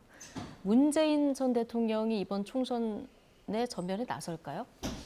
문재인 전 대통령의 그 성향을 고려했을 때 이 정도면 전면에 나선 겁니다. 이 정도면 전면에 나선 겁니까? 이 이상은 나서시기 힘들 거라고 보고요. 저는 이 장면도 상당히 놀랍게 봤습니다. 문 전 대통령께서는 워낙 외부 활동이나 이런 걸 좀 조심스러워하시는 분이기 때문에 이렇게 파란 점퍼를 입고 거제까지 찾으신 것은 지금 살고 계신 곳인 그 지역에서의 활동이었다면은 이 정도는 충분히 하실 수 있다라고 생각이 될 것인데 고향이 거제까지 찾아서 그런 활동을 하셨다는 거는 이 정도면 문 전 대통령 입장에서는 매우 전면적으로 나선 것이며 이 이상의 활동은 아마 저는 하시기 힘들 거다, 안 하실 거라고 보고 있습니다. 이 정도면 굉장히 전면에 나서는 거다 이렇게 보셨는데요? 글쎄요, 뭔가 좀 제가 정확하게 모르겠습니다만은 사적으로 인연이 있어서 지원을 한 게 아닌가 싶고요. 그게 어떤 민주당에 대한 전면적인 지원으로 이어지진 않을 것 같아요. 왜 그러냐면요, 내일 임종석 전 실장이 또 평산마을에 예방한다고는 합니다만 그 전에 이미 오늘 문재인 전 대통령이 누구를 만났냐면은 그 오영환 의원을 접견했어요. 오영환 의원이 지금 새로운 미래 총괄선대위원장이거든요. 그리고 새로운 미래 그 비례대표 후보도 같이 가서 지금 문재인 전 대통령을 예방을 했습니다. 그러면은 문 전 대통령의 의중이 민주당에만 실려 있다 이렇게 해석하기는 어렵거든요. 그리고 또 재밌는 게 오늘 중앙일보의 보도를 보니까 조국 혁신당에서 그 평산마을을 예방하겠다고 했는데 문재인 전 대통령이 거절했다고 하더라고요. 이거 좀 팩트를 확인해봐야 됩니다. 일단은 중앙일보에서는 지금 그렇게 보도를 했습니다. 그래서 문재인 전 대통령의 그 심산이 상당히 복잡한 게 아닌가 그런 생각이 들고 민주당에 대한 과연 전면적인 지원인가 그것은 좀 잘 모르겠습니다. 개인적인 인연인 것 같다. 왜냐하면 오늘 새로운 미래를 만났으니까요. 왜냐하면 민주당에 대한 전면적인 지원이면요. 지금 오영환 의원이 온다고 하면 거절해야지 맞아요. 알겠습니다. 자, 조국혁신당 관련해서 지금 조국혁신당 돌풍이 일면서 야권에서는 파이가 좀 늘어난 이런 상황이고요. 이러다 보니까 범야권 200석 얘기가 심심치 않게 지금 나오고 있습니다. 당에서는 조금 낙관론을 경계한다는 목소리도 나오고 있습니다만은 민주당에서는 지금 어떤 분위기입니까? 판세를 어떻게 읽고 있습니까? 판세가 아무리 좋다 하더라도 이렇게 의석수를 이야기하는 건 매우 위험하다고 생각합니다. 교만해 보일 수 있고 오만해 보일 수 있기 때문에 특히나 200석이라는 그 단어는 그 의석은 한국 정치에서 매우 상징적인 의석이지 않습니까? 그렇기 때문에 200석을 운운한다거나 아니면 200석으로 돼야 우리가 뭔가 할 수 있다거나 이런 걸 암시하는 발언조차도 국민들께서 느끼시기에는 매우 오만하게 보이실 수 있다. 그렇기 때문에 그리고 지금 바로 이런 발언들이 몇몇 인사들을 통해서 나오니까 200석으로 할 수 있는 것들이 또 다양하게 언론을 통해서 나오고 있지 않습니까? 그렇죠. 개헌도 할 수 있고 탄핵도 할 수 있고. 근데 저는 개헌도 그렇고 탄핵도 그렇고 발의와 소추만 할 수 있는 것이지 결정을 할 수 있는 건 의회의 권한이 아니거든요.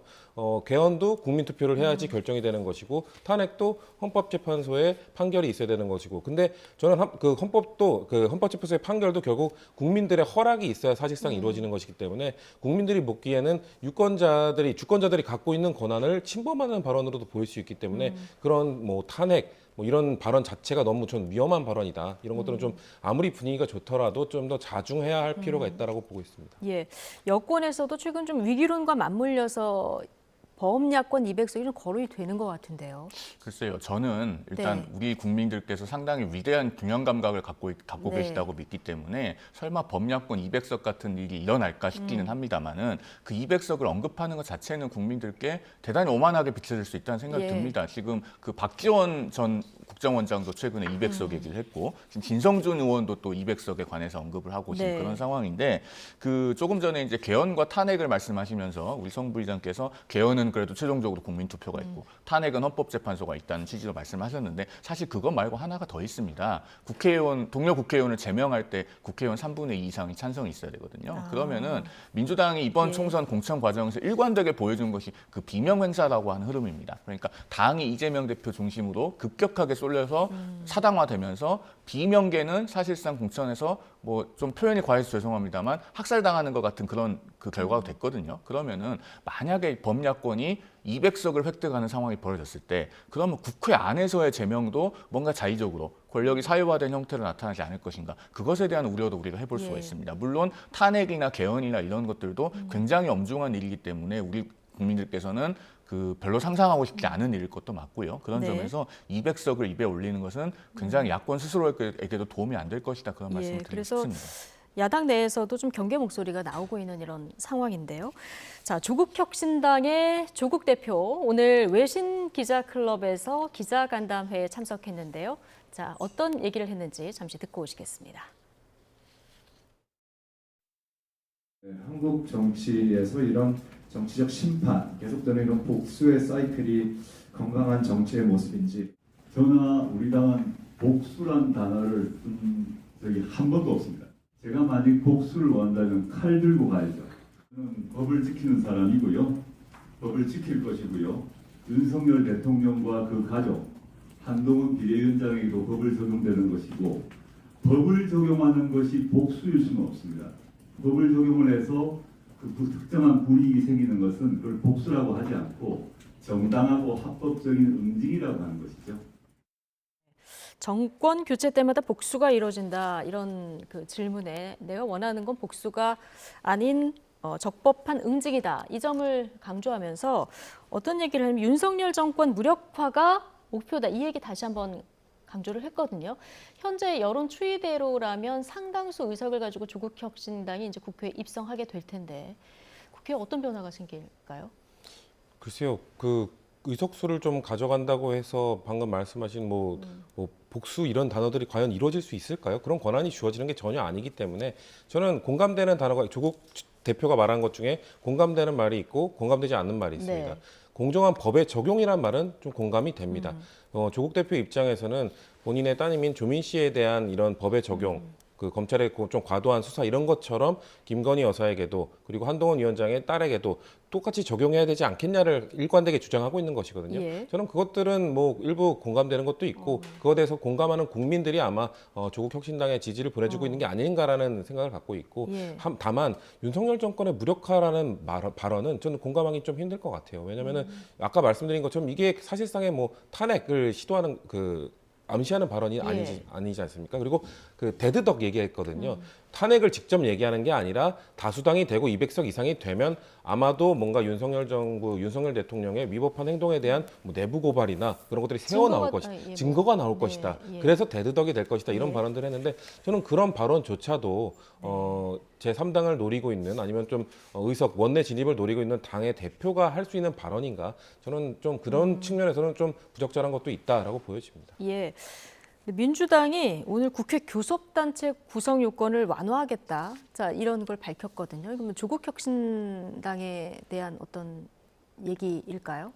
아마 그것은 득표용 전략이 아닐까 싶습니다. 실제로 이루어지기는 어려울 것 같고요. 당장은 이제 그 비례대표 지지가 조국혁신당으로 빠져나가는 것을 막기 위해서 지금 직접적으로 제로섬 관계에 있지 않습니까? 네. 그런 것 때문에 아마 좀 어필을 하는 것 같은데요. 그러면서 비례정당으로 이미 이제 조국혁신당으로 이동한 유권자들은 지역구에서 그래도 확실하게 민주당을 찍어달라라는 아마 그런 의도가 아닌가 싶은데 실제로 만약에 교섭단체 요건을 완화를 했을 때는 그 같은 이제 교섭단체 석상으로 그 동석에 서야 되거든요. 그러니까 민주당 원내대표와 조국혁신당의 원내대표나 혹은 뭐 그 밖에 교섭단체 원내대표가 그렇기 때문에 그런 일은 아마 쉽게 일어나지 않을 것이고 2004년에 그때 민주노동당이 10석을 획득했지 않았습니까? 그때도 이 교섭단체 의석을 하향해야 된다는 얘기가 많이 있었어요. 열린우리당에서 끝까지 해주지 않았습니다. 안 될 거다? 그렇습니다. 그런 전례에 비춰봤을 때 아마 이것은 그냥 구두선에 지나지 않나 그런 생각이 듭니다. 예. 자, 이제 자정 지나면 공식 선거운동이 시작됩니다. 한동훈 위원장은 이제 0시가 딱 되면은 가락시장 간다고 하고요. 그리고 이재명 대표는 용산역 광장에서 내일 오전 10시인가요? 예, 여기서 출정식을 열고 조국 대표는 부산역에서 선거운동 출정식을 갖는다고 합니다. 자, 이 가락시장, 용산, 부산역, 장소의 의미가 또 있겠죠? 저는 한동훈 위원장이 매우 특이한 것 같아요. 네. 보통 이 선거운동의 시작일에는 역에서 시작하는 이유가 그 역에서 시작한 지역을 찍고 최대한 그 전국을 횡단하면서 여러 지역을 찍기 위한 그 모습을 보여주기 위해서 역에서 시작해왔거든요. 근데 한동훈 위원장이 가락시장은 아마 민생행보로서 뭔가 시작하겠다는 그 메시지가 보이는 것 같고요. 그런 측면에서 국민들이 보시기에는 이런 전국을 좀 어떤 식으로 흐른가, 어디가 먼저 시작해서 어디로 끝나는가, 그 첫날의 그 행보도 매우 중요하게 보시거든요. 그렇기 때문에 그 민주당은 그런 행보를 보일 거고, 한동훈 위원장의 또 이 일정에 의한 정치학을 국민들께서 어떻게 느끼실지도 참 흥미로운 부분이 아닐까 생각합니다. 네, 0시에 가락시장 방문 어떤 의미가 있는 겁니까? 장소의 정치학도 있고 시간의 정치학도 있는 것 같습니다. 그러니까 장소적인 부분은 뭐 길게 설명 안 드려도 물가, 민생 이런 것들을 최우선으로 여기겠다는 그런 자세의 표현인 것 같고요. 그다음 0시부터 시작하는 건 우리 성 부의장 말씀하신 것처럼 이제 기차역에서 시작을 하려면 0시에 시작을 못 하지 않습니까? 뭐 빨라야 아침 9시나 오전 10시가 될 겁니다. 0시부터 시작하는 거는 그만큼 지금 국민의힘이 절실하다는 그런 표현인 거죠. 그렇게 우리가 이만큼 절실하니 국민 여러분들께서 한 번 더 믿고 선택해 주십시오라는 의지의 표현이다. 얼마 전에 1시간 우리 후보들은 1시간 먼저 그렇습니다. 1시간 시작하고 먼저 일어나고 1시간 늦게 들어가자라는 얘기를 모든 후보들에게 공개적으로 주문을 하지 않았습니까? 그런 어떤 절실함의 표현이다. 그래서 장소의 정치학과 시간의 정치학이 같이 있는 것이다라는 말씀을 드립니다. 알겠습니다. 자, 내일부터 뭐 마이크 연설도 가능해지고요. 뭐 유세 차량도 아마 유권자 여러분들이 볼 수 있을 것 같습니다. 더 치열해질 내일부터의 상황 저희 나이트 포커스에서 또 정리해서 전해드리도록 하겠습니다. 오늘 송영훈 국민의힘 중앙선대위 대변인 그리고 성치훈 민주당 정책위 부의장 두 분과 함께했습니다. 고맙습니다.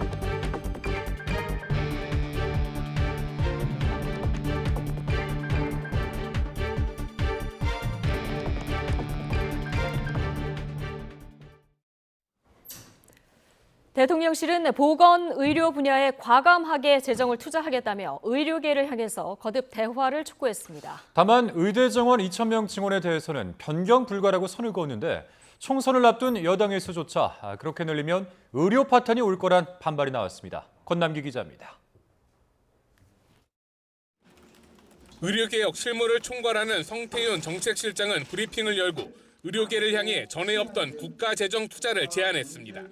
내년 예산을 의료개혁 5대 재정사업 중심으로 편성하겠다며 전공의 육성을 국가가 지원하는 전공의 수련 국가 책임제나 지역 병원을 키우기 위한 지역의료 발전 기금 등을 제시했습니다. 이런 개혁 추진을 뒷받침하기 위한 별도의 자금 주머니 격인 필수의료 특별회계를 새로 만들겠다고 밝혔습니다. 보건, 의료 분야를 안보나 치안과 같은 반열에 두고 과감한 투자를 하겠다는 전날 윤 대통령 발언에 이어 보다 구체적인 방안을 제시한 겁니다. 지금까지의 접근을 뛰어넘는 전혀 새로운 과감한 방식의 투자가 필수적입니다. 의료계의 수건이기도 한 국가재정 투자 방안엔 하루속히 대화에 참여하라는 메시지가 깔렸습니다. 내년도 예산안의 큰 가닥이 앞으로 두어 달 안에 잡히는 만큼 재정 투입을 위해 대화할 시간이 얼마 남지 않았다고 촉구한 셈입니다.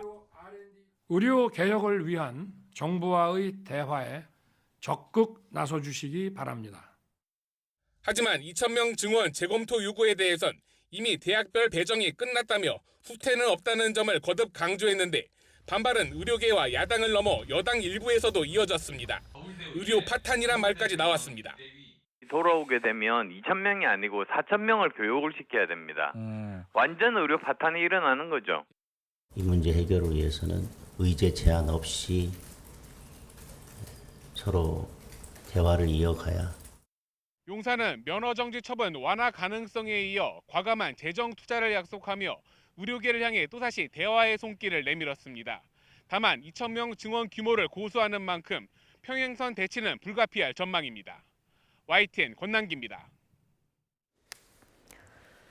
대한의사협회는 윤석열 대통령이 직접 전공의들을 만나 결자 해지 자세로 상황을 타개해달라고 촉구했습니다. 의협 비대위는 브리핑을 통해 정부와 전국 의대 교수 협의회가 지난 일주일 동안 만났지만 입장차만 확인하고 가시적인 진전을 도출하지 못했다면서 이같이 요구했습니다. 김태구 의협 비대위원장은 행정부의 최고 통수권자인 윤석열 대통령이 직접 전공의와 만나 협의를 진행해달라고 요구했습니다. 네, 의대 증원에 반발한 의대생들이 휴학계 제출을 이어가는 가운데 의대 한 곳에서 600명이 넘는 학생의 휴학계를 무더기 반려한 것으로 확인됐습니다. 교육부는 전국 40개 의대에서 유효한 휴학계 382장이 추가로 제출됐지만 의대 한 곳에서 휴학계 646장을 반려했다고 밝혔습니다. 이에 따라 휴학계 제출자는 전체 재학생의 47.7% 수준인 8,900여 명으로 줄었습니다.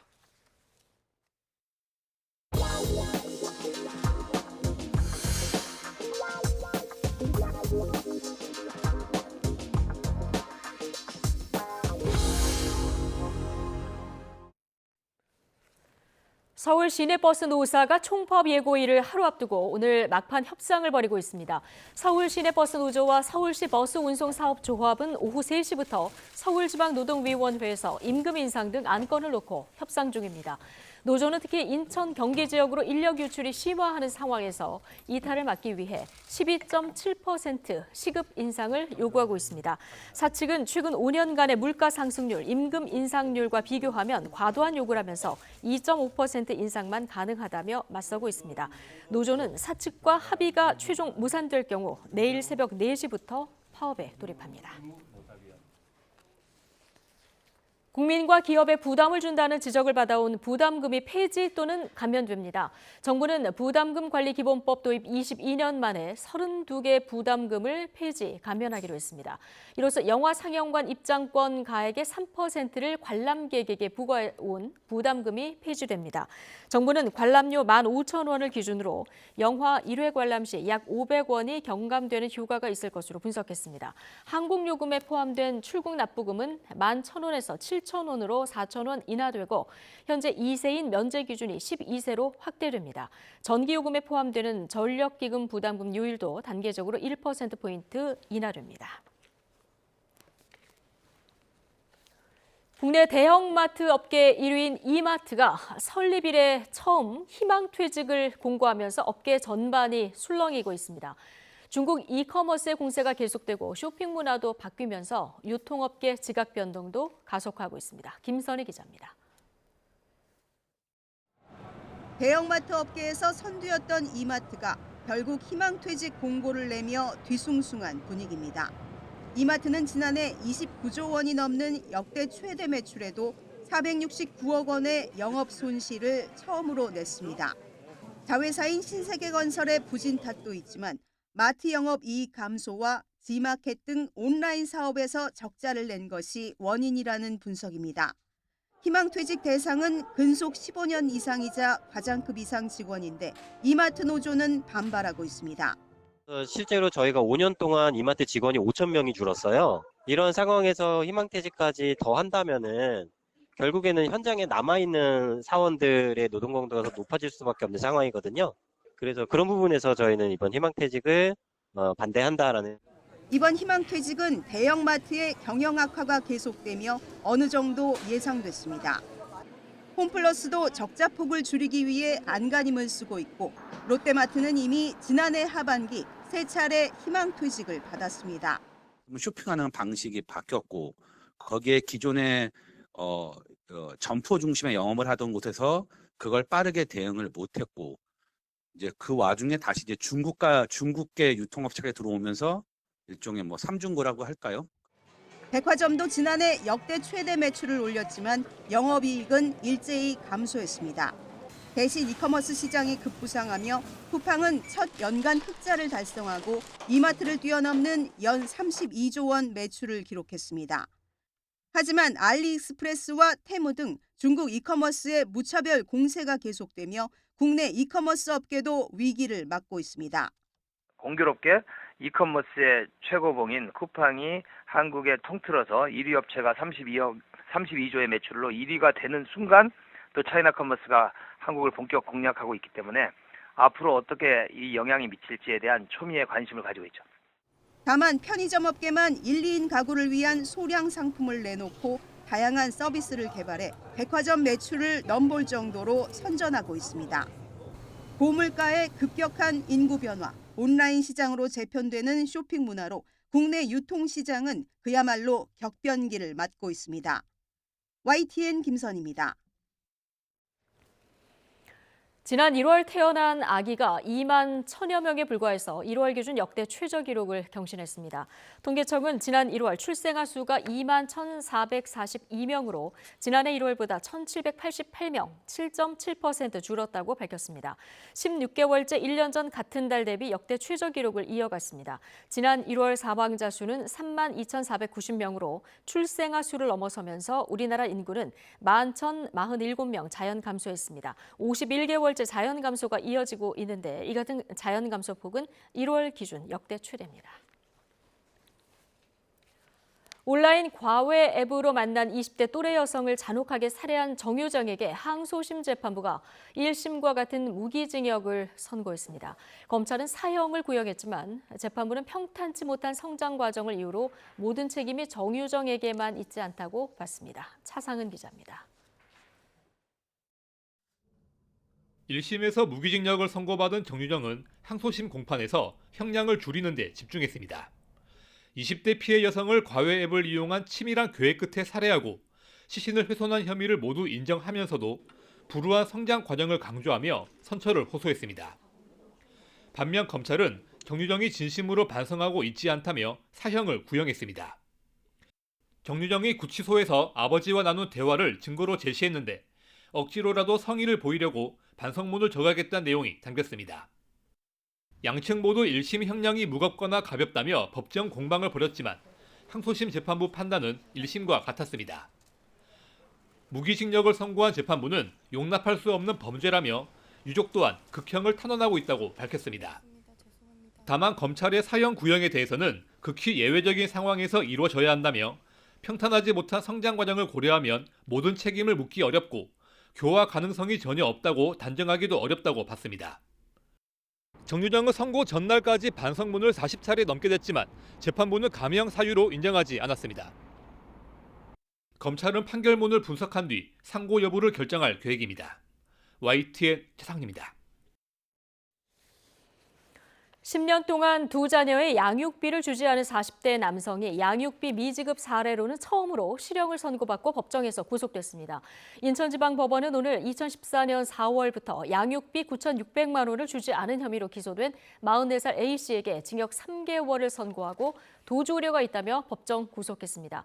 재판부는 A씨가 굴착기 기사로 일하며 급여를 모두 현금으로 받았는데도 10년 동안 1억 원에 달하는 양육비를 주지 않았고 피해자는 이행명령 청구 등 모든 방법을 동원했지만 양육비를 받지 못했다고 설명했습니다.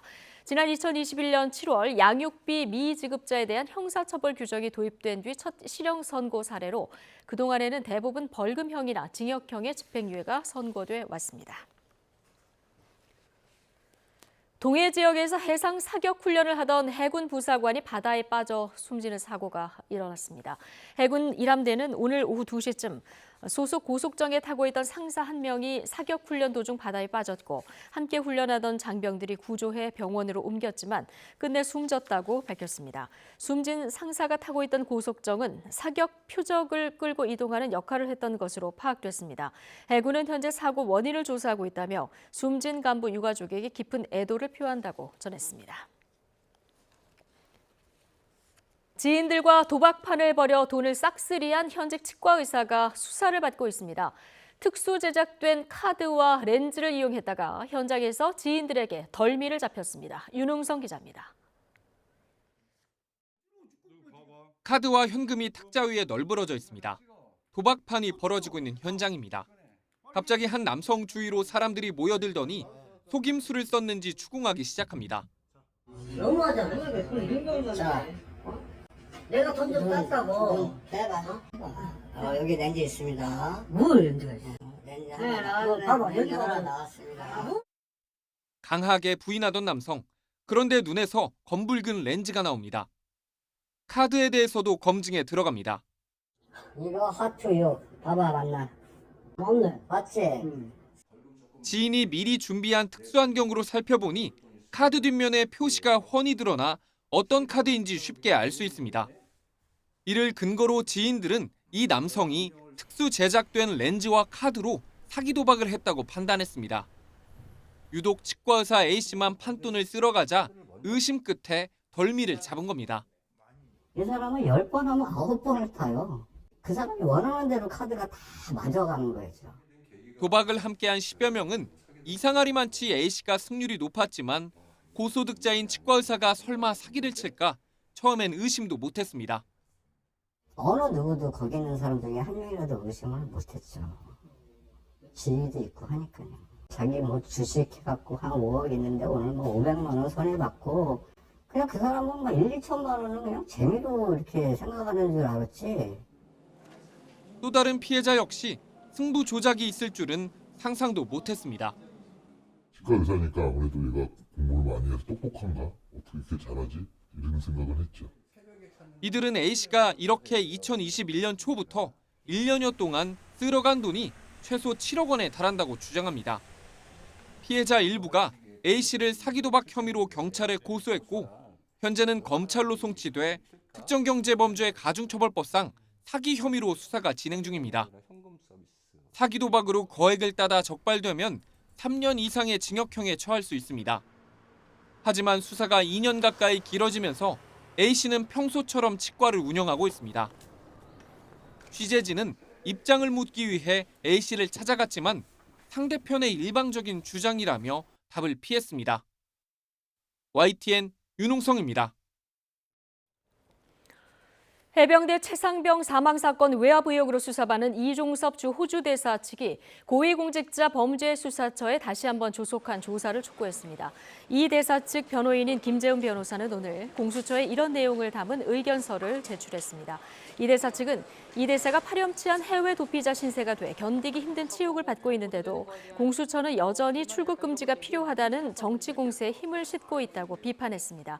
이에 대해서 공수처 관계자는 사건을 수사 중인 수사기관이 변호인의 주장에 대한 입장을 내는 건 적절치 않다고 생각한다고 밝혔습니다. 김건희 여사의 명품 가방 수수 의혹을 조사하고 있는 국민권익위원회가 사건 처리 기한을 연장한 것으로 드러났습니다. 참여연대는 지난해 12월 윤석열 대통령 부부를 청탁금지법 위반 등 혐의로 신고한 사건과 관련해 권익위가 사실 확인과 법률 검토 등을 이유로 처리 기간 연장을 통지해왔다고 밝혔습니다. 부패방지 권익위법상 연장 기한을 다 채울 경우 최종 결론은 4월 10일 총선 이후에 나올 것으로 보입니다. 참여연대는 이에 대해서 권력의 눈치를 보며 처리를 총선 이후로 미룬 거라고 지적했습니다. 지난 대선 당시 언론 보도로 윤석열 대통령의 명예가 훼손됐다는 의혹을 수사하는 검찰이 위법하게 증거를 수집했다는 의혹이 연달아 제기됐습니다. 검찰은 적법한 절차라면서 강하게 반박하고 있지만 정치권까지 비판에 가세하면서 파장이 수그러들지 않고 있습니다. 김태원 기자입니다. 검찰은 대선을 앞두고 윤석열 대통령의 대장동 수사무마 의혹을 보도했다며 뉴스버스 이진동 대표의 휴대전화를 압수수색했습니다. 그런데 검찰이 혐의 관련 자료뿐 아니라 이 대표의 휴대전화를 통째로 복제해 내부 디지털 수사망인 디넷에 저장했다는 의혹이 제기됐습니다. 혐의와 무관한 자료는 삭제, 폐기하거나 소유자에게 돌려줘야 하는데도 압수영장 범위를 벗어나는 불법을 저질렀다는 겁니다. 대검찰청은 예규에 따라 사후 검증에 필요한 전체 정보를 예외적으로 보관한 거라고 반박했습니다. 한글 파일과 달리 메신저 대화 내용 등은 개별 추출이 어려워 전체 이미지 파일 형태로 저장해왔고 재판에서 자료가 조작됐다는 주장을 반박하는 용도 이외에 누구도 접근하지 못하도록 관리하고 있다고 해명했습니다. 하지만 이 대표가 압수당한 자료에 윤 대통령 장모 최은순 씨나 고발사주 의혹 취재 내용도 포함돼 향후 별건 수사에 활용될 수 있다는 우려도 나왔습니다. 이에 대해 검찰은 대화 내용 해석이나 범행 동기 입증과 관련이 있어 보이는 부분을 한정해 압수했다며 대법원도 이런 경우를 적법한 압수수색으로 인정해왔다고 설명했습니다. 같은 혐의로 수사받는 리포액트 허재영 기자의 컴퓨터 자료도 모두 디넷에 저장하는 등 무차별 수집을 하는 게 아니냐는 문제 제기엔 당사자 측 요구를 받아들여 일부를 선별 대상에서 빼는 등 의견 진술 기회를 충분히 보장했다고 주장했습니다. 그럼에도 야권을 중심으로 검찰이 민간인 불법 사찰을 저질렀다며 윤 대통령과 검찰 수뇌부를 고위공직자범죄수사처에 고발하는 등 정치 쟁점으로도 비화해 당분간 논란이 이어질 전망입니다. YTN 김태원입니다.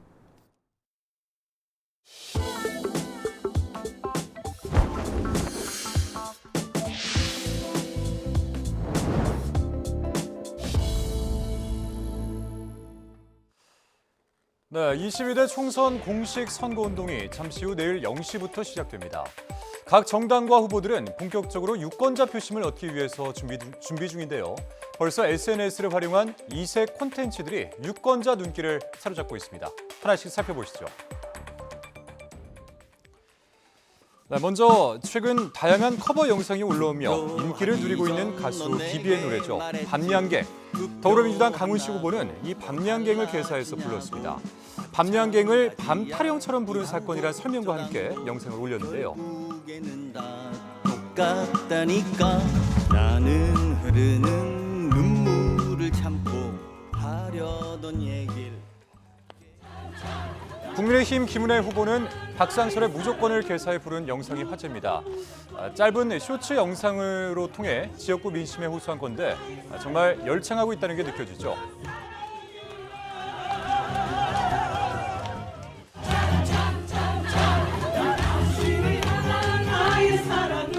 김은혜 후보와 맞붙은 더불어민주당 김병호 후보는 어떨까요? 체력이라는 키워드를 살려 바디 프로필 도전 영상을 올렸는데요.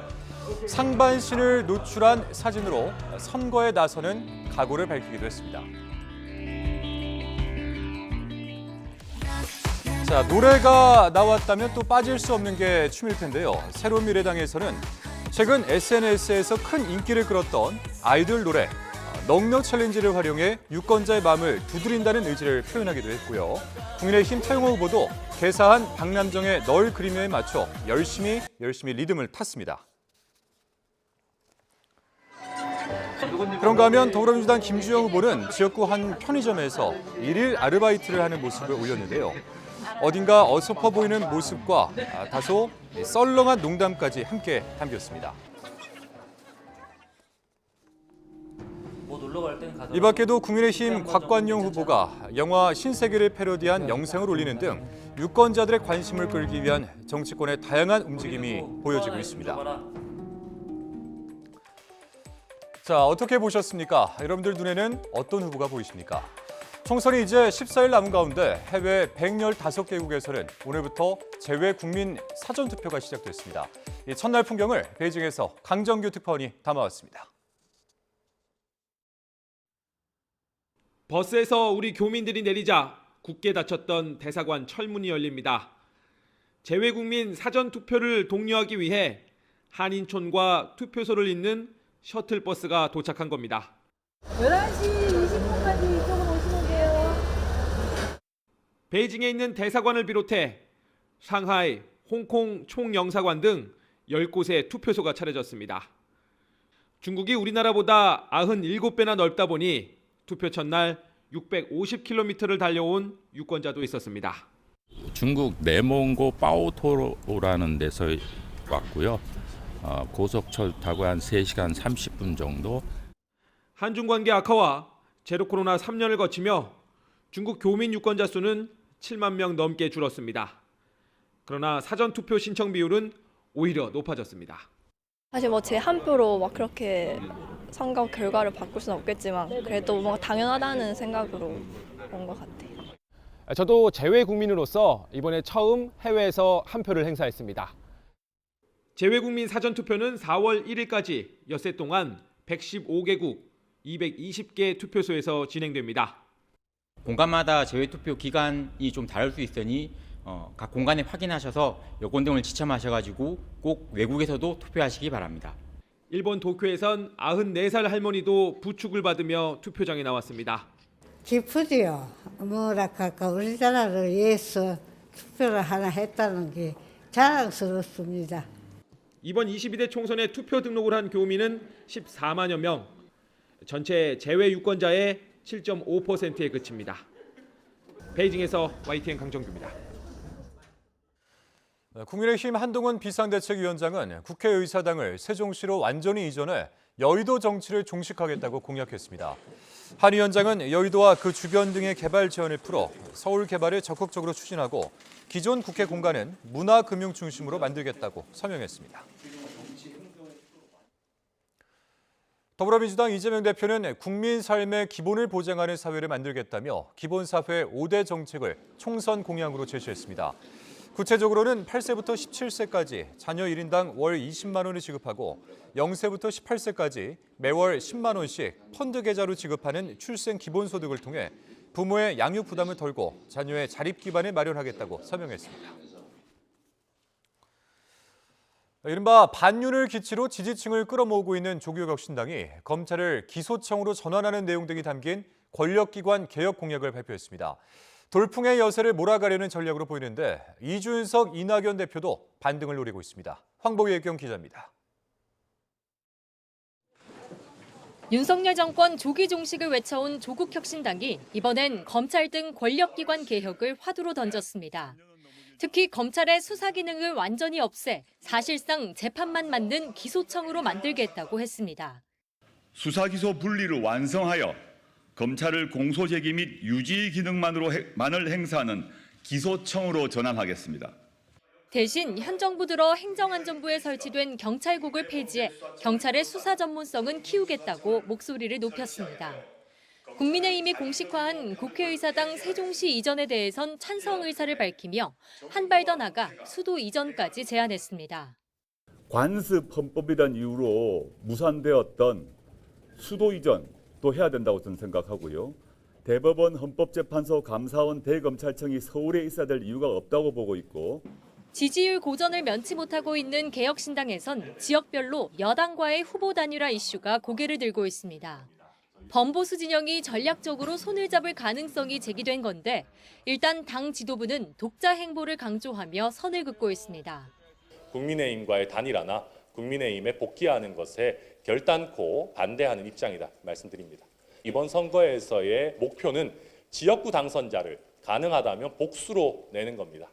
새로운 미래 내부에선 세종갑 김종민 후보가 민주당 이영선 후보 공천 취소 이후 표심의 흐름에 촉각을 곤두세우는 분위기입니다. 광주 광산을에 출마한 이낙연 공동대표는 지역구를 누비며 지지율 반등을 꾀하고 있습니다. 이준석, 이낙연 두 거대 양당 전직 대표를 중심으로 출발했던 제3지대 성적표는 조국혁신당의 선전이 주요 변수로 떠올랐습니다. 아직 표심을 열어둔 무당층이 적지 않은 걸로 분석되는 만큼 선거운동 기간 어떤 변곡점이 생길지 주목됩니다. YTN 황보혜경입니다. 이른바 반윤 검사로 알려진 이성윤 후보가 출마한 전북 전주울 관련 소식입니다. 이성윤 후보가 자신의 공약인 김건희 종합특검을 김건희 여사 종합특검으로 바꿔서 방송 자막을 띄워도 되는지 제작진이 문의했다는 이유만으로 KBS 토론회에 불참했습니다. 보도에 김민성 기자입니다. 생방송으로 진행된 KBS 전주울 후보 토론회. 3당 후보가 초청 대상인데 정운천 국민의힘, 강성희 진보당 후보만 참여했습니다. 이성윤 더불어민주당 후보는 불참했습니다.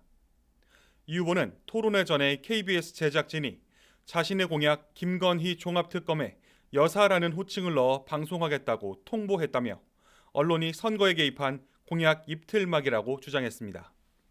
제가 KBS 토론에 참여하고 싶었고 준비도 많이 했습니다만은 저희 소신에 반했기 때문에 그런 가치, 철학을 지켜야 한다고 생각했기 때문에.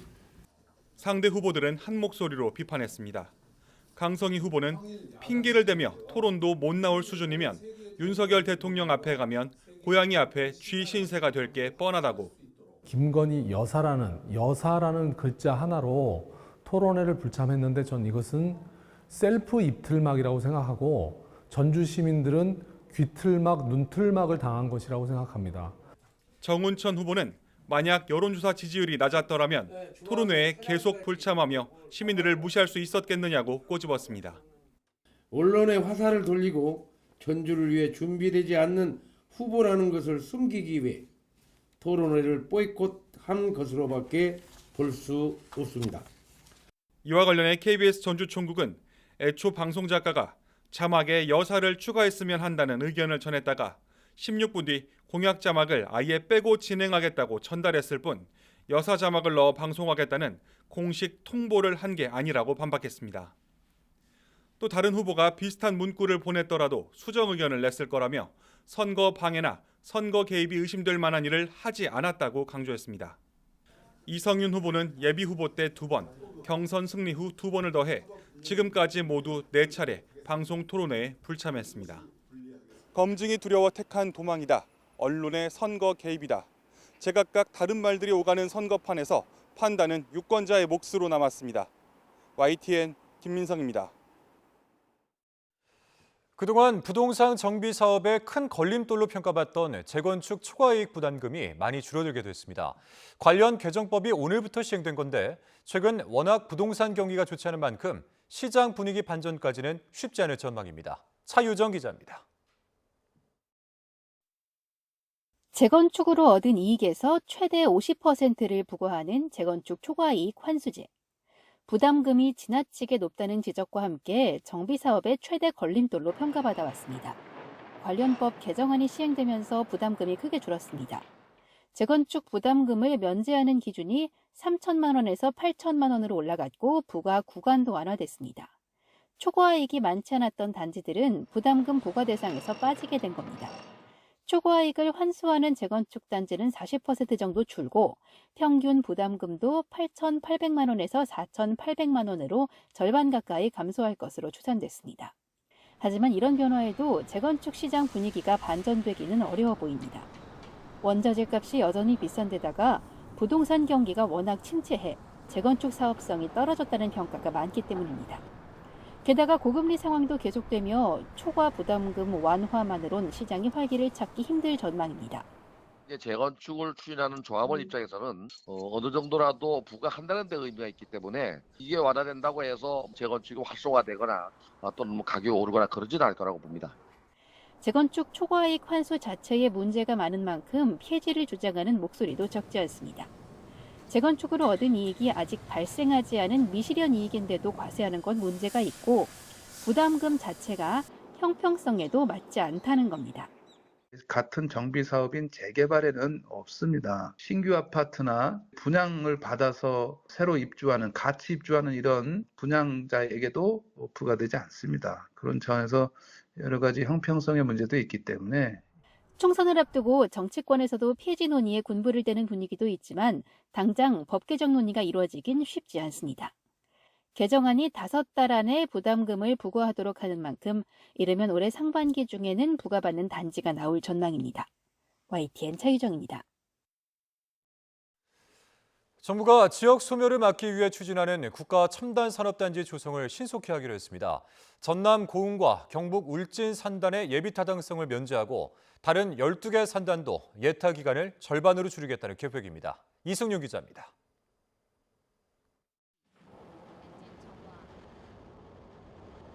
누리호와 나로호 발사 성공으로 우주 발사체의 요람이 된 전남 고흥. 북내면 예내리 173만 제곱미터 부지에 관련 산업이 들어서는 국가 첨단 산업단지가 조성됩니다.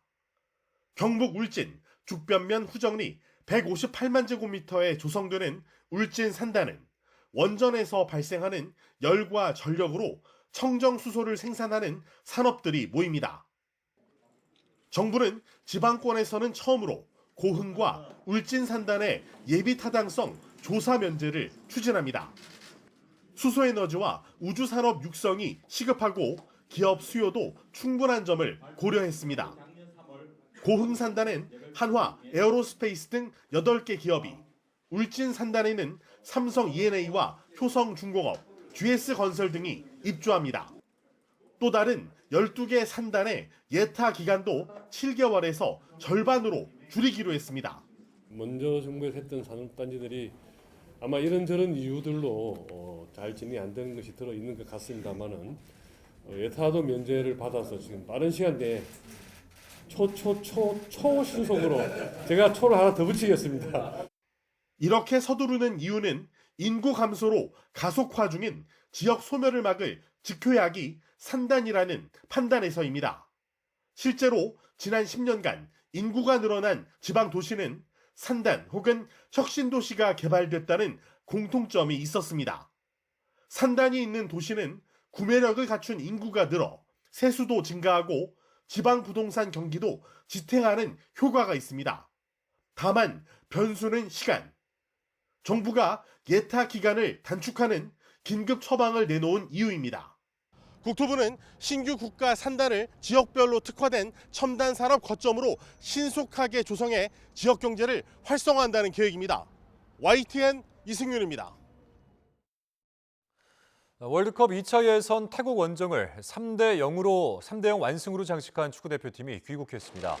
손흥민과 이강인, 김민재를 비롯한 해외파 선수들은 태국에서 소속팀으로 곧장 복귀했고 나머지 선수 12명과 코칭 스태프가 인천공항을 통해서 돌아왔습니다. 임시 감독을 맡아 2경기를 치른 황선홍 감독은 본업인 23세 이하 올림픽 대표팀으로 돌아가고 축구협회는 5월까지 정식 감독을 선임한 뒤 6월 A매치를 치를 계획입니다. 어제 태국과의 월드컵 2차 예선 경기에서 골을 넣은 축구대표팀 주장 손흥민 선수의 골 세레머니가 화제입니다. 중국 당국에 구금됐다가 10달여 만에 풀려나 무사히 귀국한 동갑내기 친구 손준호에게 보내는 메시지였다고 하는데요. 자, 함께 보시겠습니다.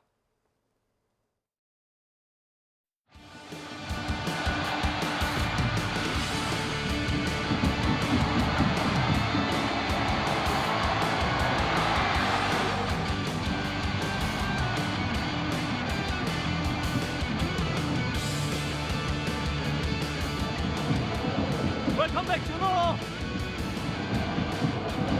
Welcome back, Juno! 중국 당국에 구금됐다가 10개월여 만에 한국으로 돌아온 축구 선수 손준호가 첫 심경을 밝혔습니다. 손준호는 자신의 SNS를 통해 인사가 늦었다면서 무사히 돌아와 가족들과 편안한 시간을 보내고 평범한 일상을 누릴 수 있음에 감사함을 느끼고 있다고 전했습니다.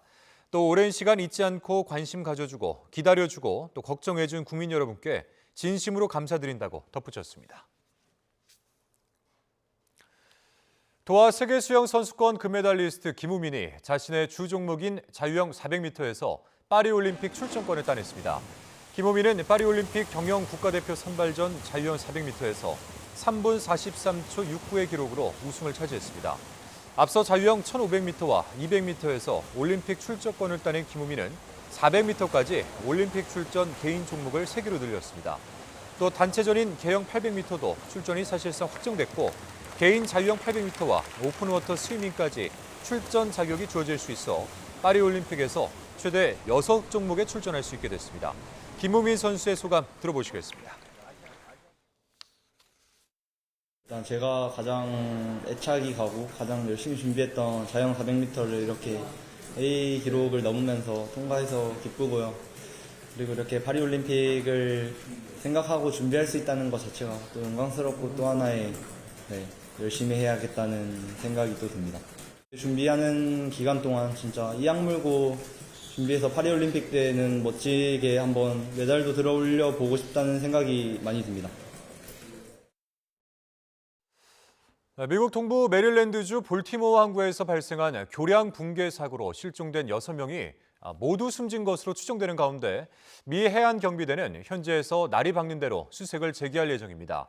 로이터 통신은 메릴랜드주 경찰과 미 해안 경비대 관리들을 인용해 실종된 6명이 살아있다는 희망은 거의 사라졌다며 현지 시각 27일 오전 6시 수색을 재개해 시신 수습에 나설 것이라고 전했습니다. 앞서 구조당국은 교량 보수 작업을 진행 중이던 인부 8명 가운데 2명을 구조했으며 이 가운데 1명은 중태인 것으로 전해졌습니다. 미국 볼티모어항 선박 충돌로 인한 교량 붕괴 사고는 자칫 대규모 인명피해로 이어질 뻔했습니다. 그나마 선박에서 조난 신호를 보내 교통을 통제한 덕에 2.6km에 이르는 다리 위를 지나는 차량이 없었습니다. 실종자 6명을 아직 찾지 못한 가운데 이 사고 선박의 결함 여부를 놓고 논란도 일고 있습니다. 신홍진 기자입니다. 멀쩡했던 프랜시스 스콧 키 브릿지가 하룻밤 사이에 무너지면서 주민들의 충격은 이만저만이 아닙니다. I've lived here for 20 years, never had any problems, and it's bizarre, quite frankly. I mean, I was on that bridge last night at 6:30. 그나마 2.6km 길이의 교량 위에는 오가는 차량이 없어서 대규모 인명 피해는 피했습니다. 사고 선박인 달리호에서 조난 신호를 미리 보냈고 당국자들이 다리 양쪽에서 차량 통행을 막았기 때문입니다. 메릴랜드주 당국자들은 교통 카메라를 검토한 결과 사고 당시 교량을 통과한 차량은 없었다고 확인했습니다. Based upon the fact the original information that was provided, the Maryland Transportation Authority Police Department was able to shut down traffic. 아직까지 실종된 인부 구조 작업이 우선이라 사고 원인과 관련해서는 충돌 전에 동력을 잃었다는 것만 파악됐습니다. A loss of power is one of the worst things that can happen, particularly at that moment where the vessel is already in restricted waters. 이런 가운데 달리호에 이미 결함이 있었다는 지적과 반박이 엇갈리고 있습니다. 미국 워싱턴 포스트는 지난해 6월 칠레 산 안토니오 항구 검사에서 추진 및 보조 기계와 관련된 시스템 결함이 발견됐다고 보도했습니다. 반면 싱가포르 해양항만청은 경미한 연료 압력 게이지 오류뿐이었다며 지난해 6월과 9월 외국 항구에서 선박 검사를 통과했다고 발표했습니다. YTN 신홍진입니다. 일본이 이제 전투기도 수출하게 되면서 평화헌법에 따른 무기 수출 금지 원칙이 조금씩 무너지고 있다는 지적이 나오고 있습니다. 이번 결정은 일본 안보 정책의 전환점이 될 것이라는 평가가 나오는데 시민단체와 야당의 반발 목소리도 거세지고 있습니다. 도쿄에서 김세호 특파원입니다. 영국, 이탈리아와 공동 개발하는 차세대 전투기의 제3국 수출을 결정한 일본. 이를 위해 방위 이전 3원칙 운용 지침도 국가안전보장회의에서 개정했습니다. これらの決定は我が国の安全保障環境にとって必要な性能を満たした戦闘機を実現し、我が国防衛に支障をきたさないようにするためには 수출 대상은 일본과 방위 장비 기술 이전 협정을 맺은 15개 국가에 일단 한정했습니다. 하지만 이러한 제한에도 불구하고 협정을 추가로 체결할 경우 수출국은 더 늘어날 수 있습니다. 또 일본이 미국 이외의 나라와 방위 장비를 공동 개발하는 것은 처음인데 미국 의존도를 벗어나 설계 단계에서부터 개발의 주도권을 잡으려 할 것이라는 관측이 나옵니다. 앞서 지난해 12월에는 자국에서 생산한 패트리엇 지대공 미사일의 미국 수출도 허용한 바 있습니다. 이처럼 일본은 전쟁 포기를 명시한 평화헌법에 근거해 무기 수출을 원칙적으로 금지해왔지만 자국 안보 위기를 빌미로 무기 수출 품목 확대를 시도하고 있습니다. 야당을 비롯해 시민단체, 학자들 사이에서는 반발 움직임이 한층 거세질 조짐을 보이고 있습니다. 莫大な防衛予算を積み上げてるわけでしょ。で、他方で日本の子どもの問題、文化の問題、福祉の問題には金は出さないというね。 일본 언론들은 이번 차기 전투기 수출 결정을 안보 정책의 전환점으로 평가하고 있습니다. 일본이 전쟁이 가능한 보통 국가로의 발걸음을 재촉하면서 평화헌법이 정한 원칙이 서서히 무너지는 것 아니냐는 우려가 커지고 있습니다. 도쿄에서 YTN 김세호입니다.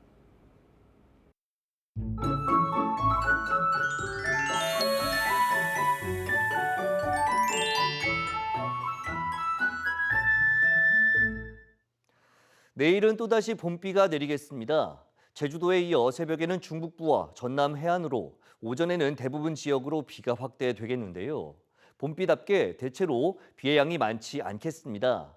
하지만 경남과 제주도를 중심으로 돌풍과 벼락이 동반되겠고 강한 비와 함께 최고 80mm 안팎의 많은 비가 내리겠습니다. 또 황사의 영향으로 중부지방을 중심으로 흑비가 내릴 가능성도 있습니다. 피해 없도록 각별히 주의해 주시기 바랍니다. 내일 아침 기온은 서울 9도, 대전 9도, 광주 9도, 부산 11도로 오늘보다 4도에서 7도가량 높겠습니다. 반면 낮 기온은 서울 13도, 대전 12도, 광주 15도, 부산 14도로 오늘보다 2도에서 5도가량 낮아지겠습니다. 비는 내일 저녁에 대부분 그치겠지만 모레도 일부 내륙에 또 한 차례 비가 오겠고 계속해서 황사가 유입되면서 전국의 미세먼지 농도가 짙게 나타날 전망입니다. 날씨 정보였습니다. 수요일 뉴스나이트 마치겠습니다. 함께해 주신 여러분 고맙습니다.